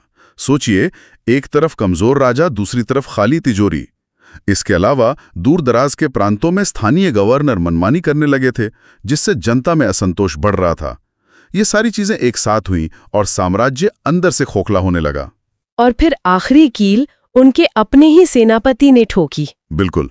लगभग 185 ईसा पूर्व में आखिरी मौर्य सम्राट बृहद्रथ अपनी सेना का निरीक्षण कर रहे थे जब उनके ही सेनापति पुष्यमित्र शुंग ने उनकी हत्या कर दी और शुंग वंश की नींव रखी। इस तरह भारत के पहले महान साम्राज्य का अंत हो गया। तो मौर्य साम्राज्य की कहानी सिर्फ चंद्रगुप्त की विजय या अशोक के धम्म तक सीमित नहीं है। यह एक ब्लूप्रिंट की कहानी है कि एक साम्राज्य को कैसे बनाया जाता है, उसे एक नैतिक आधार कैसे दिया जाता है और वो कौन सी गलतियां हैं जो उसे पतन की ओर ले जाती हैं। इसने पहली बार भारत को एक राजनीतिक पहचान दी। सही कहा। तो चलिए अब हम आगे बढ़ते हैं। हमारा अगला टॉपिक है मौर्य साम्राज्य, एक ऐसा नाम जो विशालता और केंद्रीय सत्ता का प्रतीक है। लेकिन क्या होता है जब इतना बड़ा साम्राज्य बिखर जाता है? आज हम उसी दौर की पड़ताल करेंगे, मौर्योत्तर काल। ये एक बहुत ही दिलचस्प दौर है। एक तरफ एक महान साम्राज्य के मलबे पर नई देशी ताकतें सिर उठा रही थीं और दूसरी तरफ भारत की उत्तर पश्चिमी सीमाओं से बिल्कुल नए खिलाड़ी मैदान में उतर रहे थे। अच्छा, ये राजनीतिक बिखराव का दौर तो था, लेकिन साथ ही संस्कृति, व्यापार और कला के लिहाज से एक बेहद रचनात्मक और ऊर्जा से भरा हुआ समय भी था। तो मतलब एक तरफ पुरानी विरासत को संभालने वाले और दूसरी तरफ नए विचारों को लेकर आने वाले। चलिए इस दिलचस्प खींचतान को समझते हैं। शुरुआत करते हैं उन लोगों से जिन्होंने मौर्यों के ठीक बाद मगध की गद्दी संभाली, शुंग वंश। शुंग वंश की कहानी वो अपने आप में ही मौर्यों के पतन की कहानी है। इसके जो संस्थापक थे पुष्यमित्र शुंग, वो अंतिम मौर्य सम्राट बृहद्रथ के सेनापति थे। उन्होंने भरी सभा में अपने ही राजा की हत्या कर सत्ता पर कब्जा कर लिया। एक मिनट, अपने ही राजा की हत्या? मतलब मौर्य साम्राज्य का अंत किसी बाहरी दुश्मन ने नहीं, बल्कि उनके अपने ही सेनापति ने किया। ये क्या बताता है? क्या मौर्य सत्ता इतनी कमजोर हो चुकी थी? बिल्कुल, ये दिखाता है कि केंद्रीय सत्ता पूरी तरह खोखली हो चुकी थी। अशोक के बाद के मौर्य शासक अपने विशाल साम्राज्य को संभाल नहीं पाए। पुष्यमित्र का सत्ता में आना सिर्फ एक व्यक्ति का विद्रोह नहीं था, बल्कि इसे कुछ इतिहासकार एक ब्राह्मणवादी प्रतिक्रिया के तौर पर भी देखते हैं। अच्छा, जो शायद मौर्यों की बौद्ध समर्थक नीतियों के खिलाफ थी। हाँ, और सत्ता में आते ही उन्होंने अपनी इस नई ताकत का प्रदर्शन भी किया। कैसे?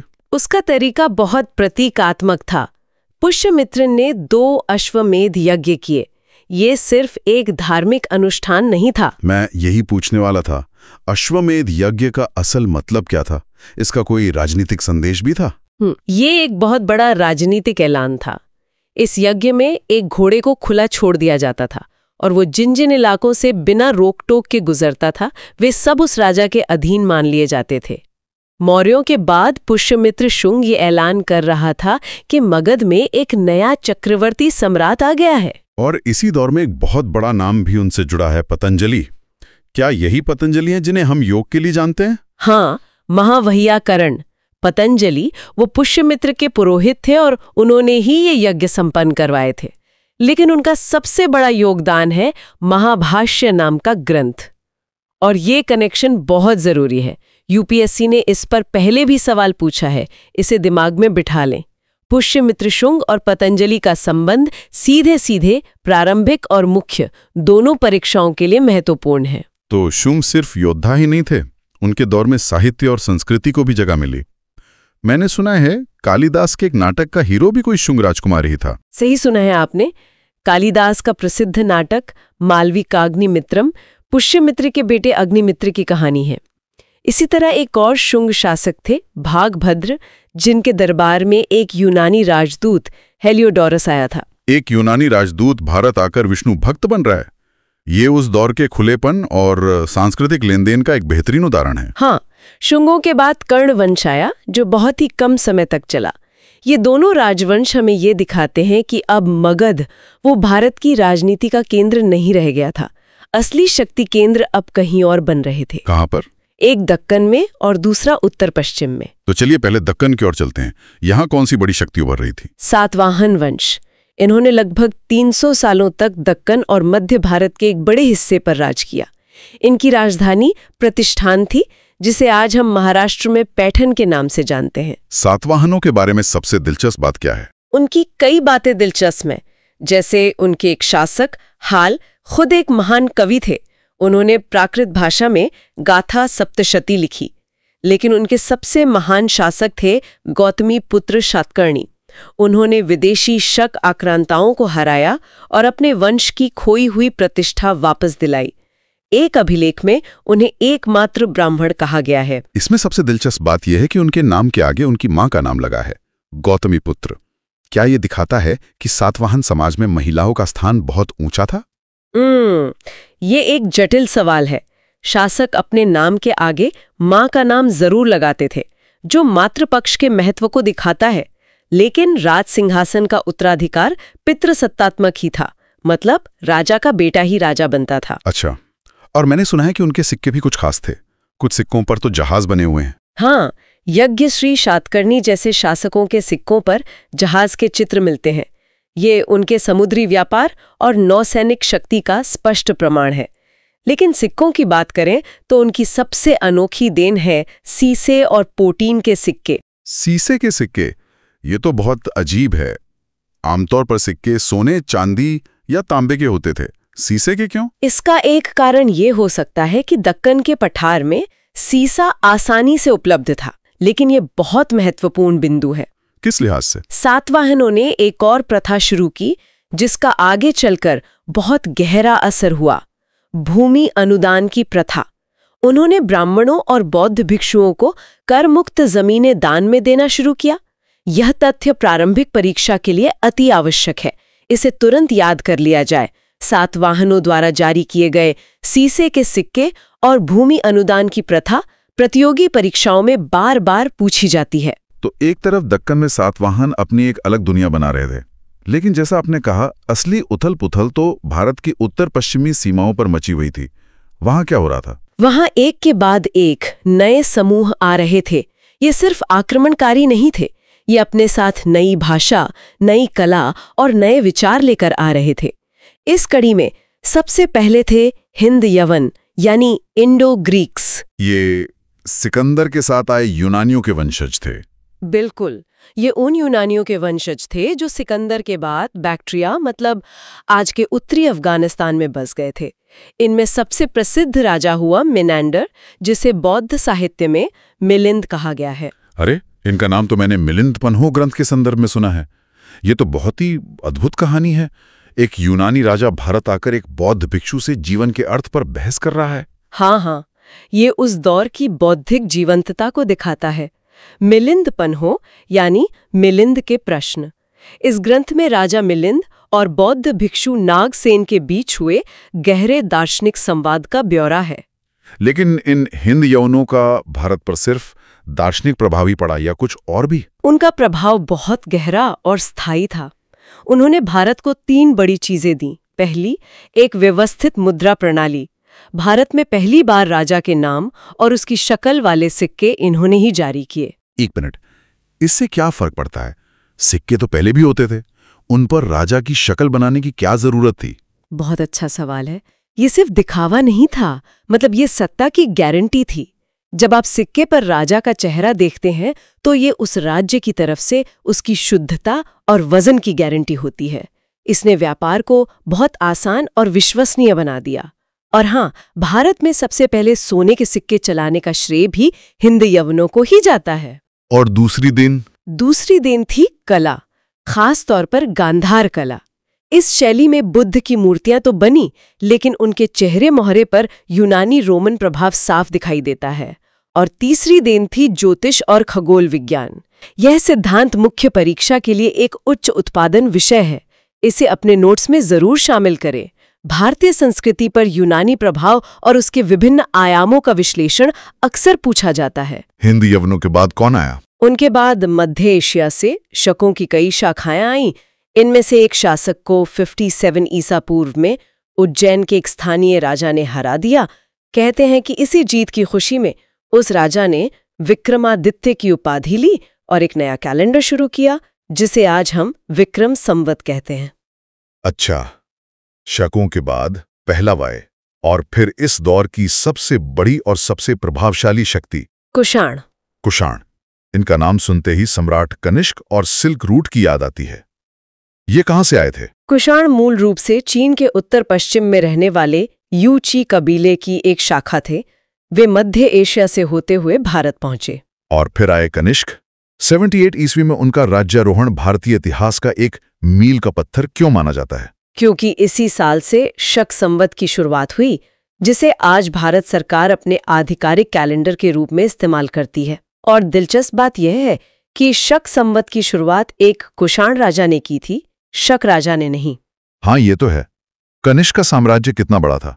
सुना है उसकी 2 राजधानियां थी। उसका साम्राज्य आज के उज़्बेकिस्तान से लेकर भारत में बनारस तक फैला था। उसकी पहली राजधानी पुरुषपुर यानी आज का पेशावर थी और दूसरी मथुरा। और उसकी असली ताकत का राज क्या था? क्या वो सिर्फ एक महान योद्धा था? वो योद्धा तो था ही, लेकिन उसकी असली ताकत थी व्यापार पर नियंत्रण। उस जमाने का जो सबसे बड़ा इंटरनेशनल ट्रेड रूट था, जिसे हम रेशम मार्ग या सिल्क रूट कहते हैं, उसका एक बहुत बड़ा हिस्सा कनिष्क के साम्राज्य से होकर गुजरता था। मतलब कुषाणों की अर्थव्यवस्था इसी व्यापार से चलती थी। शायद इसीलिए वे इतने शुद्ध सोने के सिक्के ढाल पाए। बिल्कुल, उनकी समृद्धि का सबसे बड़ा स्रोत यही व्यापार था। उन्होंने जो सोने के सिक्के जारी किए, वे शुद्धता में गुप्त काल के सिक्कों से भी बेहतर माने जाते हैं। कनिष्क को बौद्ध धर्म के संरक्षक के रूप में भी जाना जाता है। हाँ, वो बौद्ध धर्म का महान संरक्षक था। उसी ने कश्मीर के कुंडलवन में चौथी बौद्ध संगीति का आयोजन करवाया था। ये संगीति बहुत महत्वपूर्ण थी क्योंकि यहीं पर बौद्ध धर्म 2 शाखाओं हीनयान और महायान में बंट गया। ये सारे तथ्य बहुत महत्वपूर्ण लगते हैं। और हम भी यूपीएससी ने इस पर पहले भी सवाल पूछा है, इसे दिमाग में बिछा लें।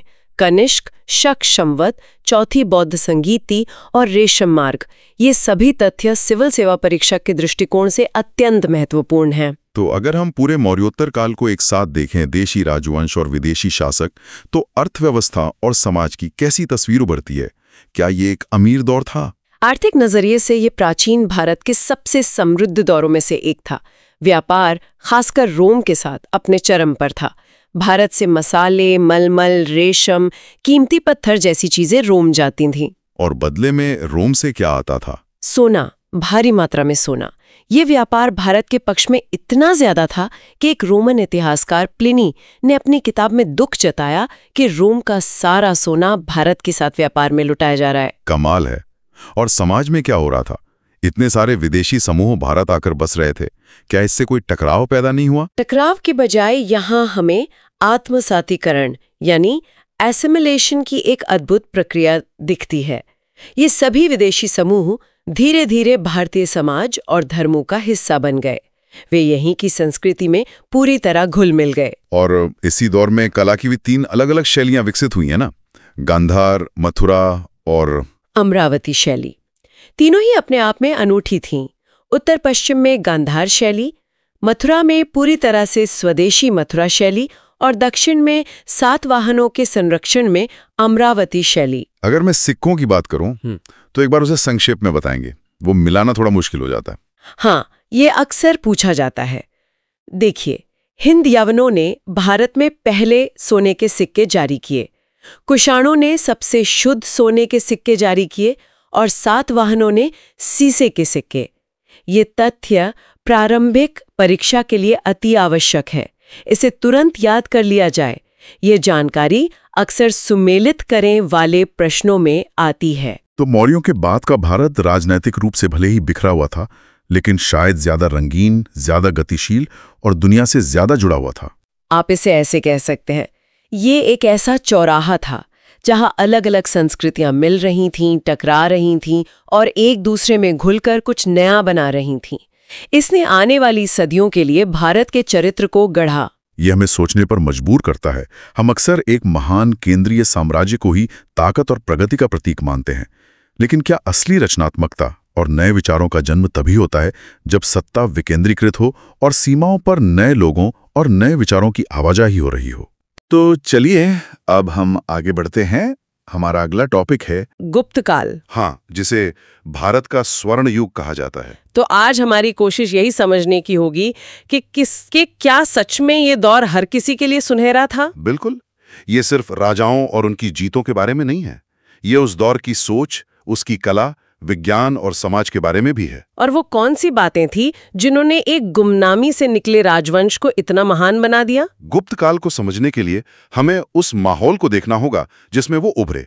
देखिए, कुषाणों जैसी बड़ी शक्ति बिखर चुकी थी। अच्छा।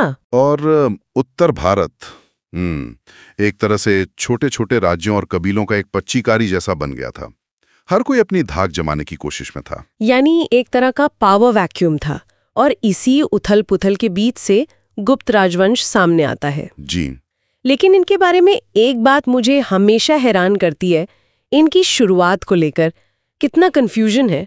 कोई कहता है वे वैश्य थे, कोई क्षत्रिय। पक्के तौर पर कहना मुश्किल है, और यही तो इतिहास को रोमांचक बनाता है। हाँ, अलग अलग विद्वानों ने अलग अलग थ्योरी दी हैं, लेकिन ज्यादातर सबूत और तर्क इस ओर इशारा करते हैं कि वो शायद वैश्य वर्ण से थे। अच्छा, वैश्य वर्ण से। हाँ, और अगर ये सच है तो ये अपने आप में एक बहुत बड़ी बात है कि एक व्यापारिक समुदाय से आने वाले परिवार ने भारत के सबसे बड़े साम्राज्यों में से एक की नींव रखी। ये तो वाकई कहानी को और दिलचस्प बना देता है। तो शुरुआती शासक थे श्रीगुप्त और घटोत्कच, लेकिन असली खेल चंद्रगुप्त प्रथम के साथ शुरू हुआ, है ना? बेलकुंड। पहले दो शासक शायद किसी के अधीन छोटे राजा थे, लेकिन चंद्रगुप्त प्रथम ने महाराजाधिराज की उपाधि अपनाई। मतलब राजाओं का राजा। हाँ, ये एक ऐलान था कि अब हम कोई छोटे मोटे सामंत नहीं, बल्कि एक नई शक्ति हैं। पर उनका सबसे बड़ा कदम तो युद्ध के मैदान पर नहीं, बल्कि एक विवाह मंडप में उठाया गया था। आप लिच्छवी राजकुमारी कुमार देवी से उनके विवाह की बात कर रही हैं। जी। देखिए, लिच्छवी एक बहुत पुराना और प्रतिष्ठित गणराज्य था। उनसे रिश्ता जोड़कर गुप्तों को वो सम्मान और वैधता मिली जो सिर्फ तलवार के दम पर नहीं मिलती। एक पॉलिटिकल मास्टर स्ट्रोक। बिल्कुल। इस एक शादी ने उन्हें छोटे शासकों की भीड़ से निकालकर एक शाही राजवंश की कतार में खड़ा कर दिया। और इसी आत्मविश्वास के साथ 319 ईस्वी में उन्होंने अपने राज्याभिषेक से गुप्त संवत की शुरुआत की। ये तारीख ये जरूरी लगती है। बहुत ज्यादा। मैं तो ये कहूंगा कि यह तथ्य प्रारंभिक परीक्षा के लिए अति आवश्यक है, इसे तुरंत याद कर लिया जाए। ठीक है, तो एक रणनीतिक विवाह से साम्राज्य की नींव पड़ गई। बिल्कुल। लेकिन इस नींव पर शानदार इमारत खड़ी की उनके बेटे समुद्रगुप्त ने। हाँ। उनका नाम आते ही भारत का नेपोलियन जैसा भारी भरकम टाइटल याद आता है। क्या ये टाइटल उनके साथ न्याय करता है? विंसेंट स्मिथ ने उन्हें ये उपाधि दी थी, और अगर सिर्फ सैन्य जीतों के नजरिए से देखें तो ये ठीक लगती है। समुद्रगुप्त एक जबरदस्त सेनापति थे। और हमें उनकी जीतों के बारे में जानकारी कहाँ से मिलती है? इसका ज्यादातर श्रेय उनके दरबारी कवि हरिशेन को जाता है, जिन्होंने प्रयाग प्रशस्ति की रचना की। और ये स्रोत इतना महत्वपूर्ण है कि यूपीएससी ने इस पर पहले भी सवाल पूछा है। इसे दिमाग में बिठा लें। प्रयाग प्रशस्ति यानी ये एक तरह का विजय गीत था। हाँ, जो अशोक के स्तंभ पर ही लिखवाया गया था। मुझे उनकी नीतियों के बारे में सबसे आकर्षक बात यह लगती है कि उन्होंने पूरे भारत को जीतने के लिए एक ही रणनीति नहीं अपनाई। उत्तर और दक्षिण के लिए उनका प्लान अलग अलग था। यानी आर्यावर्त के राजाओं के लिए उनकी नीति थी प्रक्षोभोद्धारण, यानी जड़ से उखाड़ फेंको। उन्हें पूरी तरह खत्म करके अपने साम्राज्य में मिला लिया। जी, क्योंकि वो इलाका उनके सीधे कंट्रोल में था। लेकिन दक्षिण के लिए उन्होंने ऐसा नहीं किया। जीतने के बाद भी राज्य वापस लौटा देना, ये अजीब नहीं बल्कि बहुत व्यवहारिक था। इस नीति को कहते हैं ग्रहण मोक्ष अनुग्रह। ग्रहण मोक्ष अनुग्रह, यानी पहले जीतो, फिर मुक्त करो और फिर कृपा करके राज्य लौटा दो। समुद्रगुप्त जानते थे कि पाटलिपुत्र में बैठकर सुदूर दक्षिण पर सीधा शासन करना नामुमकिन है। लॉजिस्टिक की बहुत बड़ी समस्या होती। बिल्कुल, इसलिए उन्होंने वहां के राजाओं को हराया, अपनी अधीनता स्वीकार करवाई और फिर उन्हें अपना सामंत बनाकर शासन करने दिया। ये तो सच में एक स्केलेबल एम्पायर बनाने का मॉडल लगता है। लेकिन समुद्रगुप्त जैसे महान शासक के बाद क्या हुआ? मैंने सुना है उत्तराधिकार को लेकर एक नाटकीय कहानी भी है। हाँ, रामगुप्त की कहानी। ये हमें मुख्य रूप से विशाख दत्त के नाटक देवी चंद्रगुप्तम से पता चलती है। अच्छा। कहानी ये है कि समुद्रगुप्त के बाद उनका बड़ा बेटा रामगुप्त राजा बना, जो काफी कमजोर था। जब शकों ने हमला किया तो उसमें अपनी पत्नी ध्रुव देवी को शक राजा को सौंपने का अपमानजनक समझौता कर लिया। ये तो अविश्वसनीय लगता है। बिल्कुल, और यहीं पर छोटे भाई चंद्रगुप्त द्वितीय की एंट्री होती है। उन्होंने इसका विरोध किया, रानी के वेश में शक शिविर में घुसकर शक राजा को मार डाला। और फिर इसके बाद उन्होंने अपने भाई रामगुप्त को भी रास्ते से हटाया, ध्रुव देवी से विवाह किया और खुद सिंहासन पर बैठ गए। और उन्होंने विक्रमादित्य की उपाधि भी धारण की। ये उपाधि उन्होंने शकों पर अपनी निर्णायक जीत के बाद धारण की। इस जीत से उन्हें गुजरात और सौराष्ट्र के बेहद अमीर बंदरगाह मिले, जिससे गुप्त अर्थव्यवस्था को जबरदस्त उछाल मिला। इन्हीं के समय में चीनी यात्री फाहियान भी भारत आया था। उसके लेखों से उस समय के भारत की कैसी तस्वीर उभरती है? अरे, फाहियान की बातों से एक मिलीजुली तस्वीर सामने आती है। एक तरफ वो लिखता है कि मध्य देश में लोग खुश और संपन्न थे, प्रशासन बहुत उदार था, मृत्युदंड जैसी सजा नहीं थी और अपराध भी कम थे। हाँ, लेन देन के लिए सिक्कों के साथ साथ कौड़ियों का भी इस्तेमाल होता था, जो एक शांतिपूर्ण समाज की निशानी है।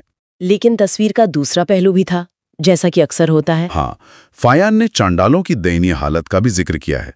उन्हें शहर के बाहर रहना पड़ता था और शहर में आते समय आवाज लगानी पड़ती थी ताकि लोग उनसे दूर रह सकें। जी, ये हमें याद दिलाता है कि जिसे हम स्वर्ण युग कहते हैं, उसकी चमक समाज के हर तबके तक नहीं पहुंच रही थी। चंद्रगुप्त द्वितीय के बाद आए कुमारगुप्त, जिनके नाम के साथ एक ऐसी चीज जुड़ी है जिसका असर आज तक है, नालंदा विश्वविद्यालय। बिल्कुल, कुमारगुप्त का शासनकाल लंबा और ज्यादातर शांतिपूर्ण रहा और उनकी सबसे बड़ी देन नालंदा महाविहार की स्थापना थी। ये तो बहुत बड़ी बात है। हाँ, और परीक्षा के दृष्टिकोण से भी ये तथ्य प्रारंभिक परीक्षा के लिए अति आवश्यक है। इसे तुरंत याद कर लिया जाए।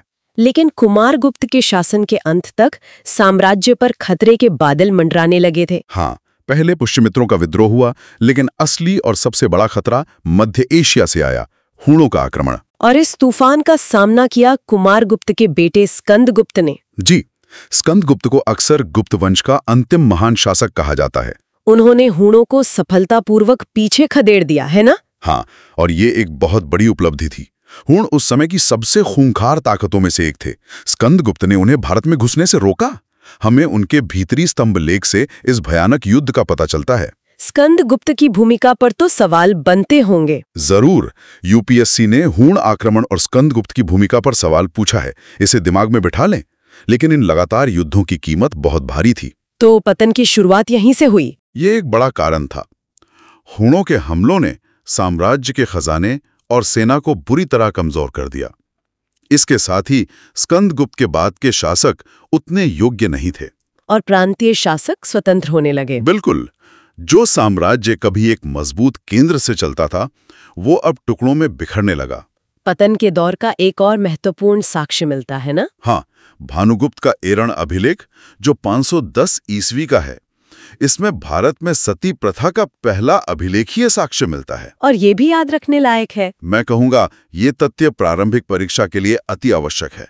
इसे तुरंत याद कर लिया जाए। तो हमने देखा कि साम्राज्य बना कैसे, शिखर पर पहुंचा और फिर बिखरा कैसे।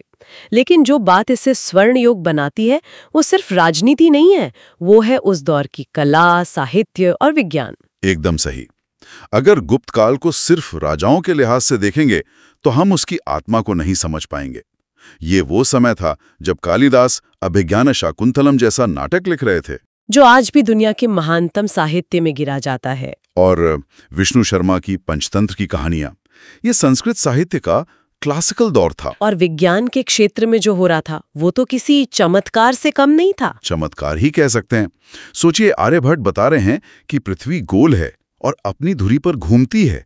पाई का मान और सूर्य ग्रहण का वैज्ञानिक कारण बता रहे हैं उस जमाने में। हाँ, आर्यभट्ट का योगदान इतना महत्वपूर्ण है कि यूपीएससी ने प्राचीन भारत में विज्ञान और प्रौद्योगिकी पर अक्सर सवाल पूछे हैं। आर्यभट्ट का योगदान दिमाग में बिठा लें। और दिल्ली का वो लौह स्तंभ जो आज भी बिना जंग लगे खड़ा है, महरौली का लौह स्तंभ 1600 साल से भी ज्यादा समय से वो खुले आसमान के नीचे है, लेकिन उस पर जंग का एक धब्बा तक नहीं है। ये उस युग के ज्ञान की गहराई को दिखाता है। कला और वास्तुकला में भी तो मंदिर बनाने की शुरुआत इसी दौर से हुई। हाँ, आज हम जिसे उत्तर भारत की नागर शैली का मंदिर कहते हैं, उसकी नींव गुप्त काल में ही पड़ी। देवगढ़ का दशावतार मंदिर इसका बेहतरीन उदाहरण है।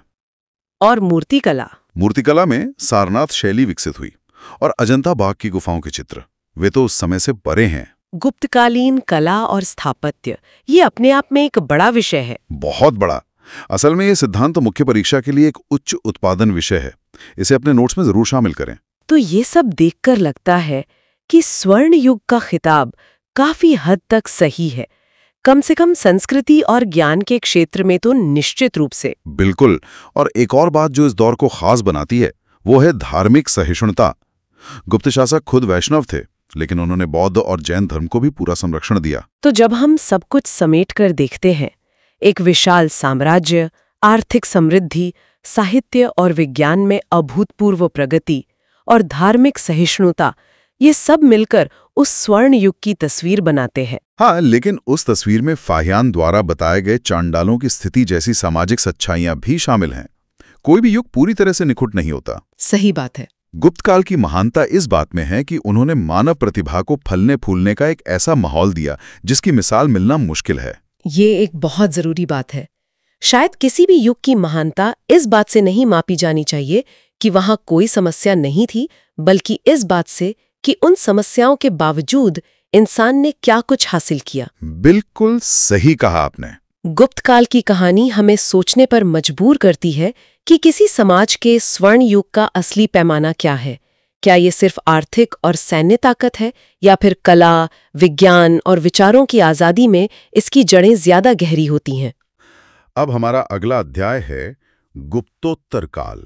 ये वो दौर है जब गुप्त साम्राज्य का विशाल सूरज, आप कहिए, अस्त हो रहा था और भारत की राजनीतिक भूमि पर कई नई शक्तियों का उदय हो रहा था। ये काल यानी लगभग 6वीं सदी से लेकर 8वीं सदी तक राजनीतिक विखंडन का काल माना जाता है, लेकिन साथ ही ये क्षेत्रीय राज्यों और संस्कृतियों के विकास का भी काल था। यूपीएससी सिविल सेवा, एसएससी सीजीएल और विभिन्न राज्य पीएससी परीक्षाओं के दृष्टिकोण से देखें तो ये अध्याय अत्यंत महत्वपूर्ण है। यहाँ से न केवल प्रारंभिक परीक्षा में सीधे तथ्य पूछे जाते हैं, बल्कि मुख्य परीक्षा में भारतीय सामंतवाद की शुरुआत और सामाजिक परिवर्तनों जैसे विषयों पर विश्लेषणात्मक प्रश्न भी बनते हैं। तो चलिए इस जटिल लेकिन दिलचस्प दौर की परतों को खोलते हैं। तो गुप्त साम्राज्य के पतन के बाद जो एक शून्य पैदा हुआ, उसे भरने के लिए कई राजवंश सामने आए। सबसे पहले बात करते हैं पश्चिम भारत की, जहां वल्लभी के मैत्रक वंश का उदय हुआ। बिल्कुल। मैत्रक वंश का केंद्र गुजरात में वल्लभी था और इसके संस्थापक थे भट्टारक। बिल्कुल। अब देखिए, ये तथ्य प्रारंभिक परीक्षा के लिए अति आवश्यक है, इसे तुरंत याद कर लिया जाए। वल्लभी सिर्फ एक राजनीतिक राजधानी नहीं थी, वो तो शिक्षा का एक बहुत बड़ा केंद्र भी थी। अच्छा। जी हाँ, यहाँ का जो विश्वविद्यालय था वो बौद्ध धर्म की शिक्षा के लिए इतना प्रसिद्ध था कि उसकी तुलना नालंदा से की जाती थी। चीनी यात्री इत सिंह ने भी इस विश्वविद्यालय की बहुत प्रशंसा की है। और मध्य भारत में हूणों का भी तो आतंक था, उसे समाप्त करने का श्रेय किसे जाता है? हाँ, हूणों का आतंक, इसका श्रेय जाता है मालवा के यशोधर्मन को। लगभग 530 ईस्वी के आसपास की बात है। उन्होंने न केवल हूण शासक मिहिर कुल को पराजित किया, बल्कि उत्तर भारत में एक विशाल साम्राज्य भी स्थापित किया। उनकी उपलब्धियों का वर्णन ये हमें कहाँ से मिलता है? ये हमें मंदसौर से मिले अभिलेखों में मिलता है। और सुनिए, यूपीएससी ने इस पर पहले भी सवाल पूछा है, इसे दिमाग में बिठा लें। हूणों पर यशोधर्मन की विजय वो गुप्तोत्तर काल की एक बहुत ही निर्णायक घटना थी। अब गंगा घाटी की ओर चलते हैं। वहां तो कन्नौज एक नए शक्ति केंद्र के रूप में उभर रहा था। हाँ, कन्नौज में मौखरी वंश का शासन था और इसके संस्थापक हरिवर्मा थे। मौखरियों का मगध के जो उत्तरवर्ती गुप्त थे, उनसे लगातार संघर्ष चलता रहता था। और बंगाल में? उसी बीच बंगाल में गौड़ वंश के शासक शशांक का उदय हुआ। वो एक शक्तिशाली और महत्वाकांक्षी शासक था। वो शैव धर्म का कट्टर अनुयायी था और हर्षवर्धन का प्रमुख प्रतिद्वंदी भी। और यहीं से कहानी में प्रवेश होता है इस अध्याय के सबसे महत्वपूर्ण शासक हर्षवर्धन का। पुष्यभूति वंश के इस राजा ने थानेश्वर से अपना शासन शुरू किया और जल्द ही कन्नौज को अपनी राजधानी बनाकर पूरे उत्तर भारत पर अपना प्रभाव स्थापित कर लिया। हाँ, हर्षवर्धन के शासनकाल को जानने के लिए हमारे पास दो बेहतरीन स्रोत हैं। एक तो उनके दरबारी कवि बाणभट्ट द्वारा लिखी गई हर्षचरित और दूसरा चीनी यात्री ह्वेन-सांग का यात्रा वृतांत CU की। देखिए, ये सिद्धांत मुख्य परीक्षा के लिए एक उच्च उत्पादन विषय है। इसे अपने नोट्स में जरूर शामिल करें। इन स्रोतों से हमें हर्ष के प्रशासन, समाज और धर्म के बारे में बहुत विस्तृत जानकारी मिलती है। ह्वेन-सांग के भारत आने का क्या उद्देश्य था और उसने यहाँ क्या-क्या देखा? ह्वेन-सांग एक बौद्ध भिक्षु था जो बौद्ध धर्म ग्रंथों को इकट्ठा करने और बौद्ध तीर्थ स्थलों की यात्रा करने भारत आया था। अच्छा। वो कई वर्षों तक हर्ष के दरबार में रहा और उसने नालंदा विश्वविद्यालय में अध्ययन भी किया। उसने अपने लेखों में भारत को यिंतु कहा है। यिंतु? जी, उसने तत्कालीन भारतीय समाज, न्याय व्यवस्था और लोगों के रहन सहन का बहुत जीवंत वर्णन किया है। जी। उसने ये भी बताया कि हर्ष हर 5वें वर्ष प्रयाग में एक महामोक्ष परिषद का आयोजन करता था, जिसमें वह अपना सब कुछ दान कर देता था। सब कुछ? हाँ, सब कुछ। अच्छा, तो हर्ष के साम्राज्य की सीमाएं कहाँ तक फैली थीं? उत्तर में उसका साम्राज्य हिमालय से लेकर दक्षिण में नर्मदा नदी तक था। जी। और पूरब में बंगाल से लेकर पश्चिम में पंजाब और सिंध तक फैला था। लेकिन दक्षिण में? हाँ, दक्षिण में उसे चालुक्य राजा पुलकेशिन द्वितीय से हार का सामना करना पड़ा। अच्छा। इसी वजह से वो नर्मदा के पार अपना साम्राज्य नहीं बढ़ा सका। अब ये सुनिए, ये तथ्य प्रारंभिक परीक्षा के लिए अति आवश्यक है। इसे तुरंत याद कर लिया जाए। हर्षवर्धन और पुलकेशिन द्वितीय के बीच युद्ध नर्मदा नदी के तट पर हुआ था। ये तो हुई राजनीतिक बात, लेकिन इस काल में आम लोगों के जीवन, समाज और अर्थव्यवस्था में क्या बदलाव आ रहे थे? ये इस काल का सबसे महत्वपूर्ण पहलू है। सामाजिक स्तर पर वर्ण व्यवस्था और भी ज्यादा जटिल हो गई थी। इसी दौर में हमें कायस्थ जाति का उदय देखने को मिलता है। कायस्थ? जी, जो मूल रूप से लेखकों या लिपिकों का एक समूह था और धीरे धीरे एक जाति के रूप में स्थापित हो गया। और अर्थव्यवस्था का क्या? हमने सुना है कि इस दौर में व्यापार में गिरावट आई थी। ये सही है। रोमन साम्राज्य के पतन के बाद भारत का पश्चिमी देशों के साथ व्यापार कम हो गया। सिक्कों का प्रचलन कम हो गया और जो सिक्के मिले भी हैं, उनमें मिलावट बहुत ज्यादा थी। अर्थव्यवस्था मतलब धीरे धीरे कृषि आधारित और स्थानीय होती जा रही थी। और इसी पृष्ठभूमि में भारत में सामंतवाद का उदय हुआ। बिल्कुल। ये सामंतवाद क्या था? ये शब्द बार बार सुनने को मिलता है। देखिए, सामंतवाद एक ऐसी व्यवस्था थी जिसमें राजा अपने अधिकारियों, सेनापतियों और ब्राह्मणों को नकद वेतन के बदले भूमि अनुदान देने लगे। अच्छा, वेतन के बदले जमीन? हाँ, और ये भूमि अनुदान पाने वाले लोग सामंत कहलाते थे। बिल्कुल। वे अपने क्षेत्र में कर वसूलते थे और अपनी सेना भी रखते थे। इससे तो केंद्रीय सत्ता कमजोर हुई होगी। बिल्कुल, इससे केंद्रीय सत्ता कमजोर हुई और राजनीतिक विखंडन को बढ़ावा मिला। अब देखिए, ये सिद्धांत मुख्य परीक्षा के लिए एक उच्च उत्पादन विषय है। इसे अपने नोट्स में जरूर शामिल करें। भारतीय सामंतवाद के उदय के कारण और उसके दूरगामी परिणामों को समझना बहुत जरूरी है। तो हम कह सकते हैं कि एक तरफ साम्राज्य बिखर रहे थे तो दूसरी तरफ एक नई सामाजिक आर्थिक व्यवस्था जन्म ले रही थी। और इसका प्रभाव आने वाली सदियों पर भी पड़ना था। बिल्कुल, ये परिवर्तन का एक जटिल दौर था जहां पतन और निर्माण की प्रक्रियाएं एक साथ चल रही थीं। तो हमने देखा कि ये एक राजनीतिक विखंडन का युग था, लेकिन साथ ही ये उन शक्तिशाली क्षेत्रीय पहचानों के जन्म का भी समय था जिन्होंने सदियों तक भारत को आकार दिया। ये एक सवाल खड़ा करता है, क्या एक केंद्रीकृत साम्राज्य का पतन वास्तव में एक अंधकार युग था, या ये सिर्फ एक अलग तरह की राजनीतिक और सामाजिक व्यवस्था थी जो आकार ले रही थी? तो दोस्तों, हमने प्राचीन इतिहास को पूरे विस्तार में कवर किया है। अगर आपको अब भी कोई संदेह है तो कृपया कमेंट करें। इस वीडियो को अपने दोस्तों के साथ भी ज़रूर शेयर करें, क्योंकि इसे बनाने में बहुत मेहनत लगी है। आप सबका सपोर्ट ज़रूरी है।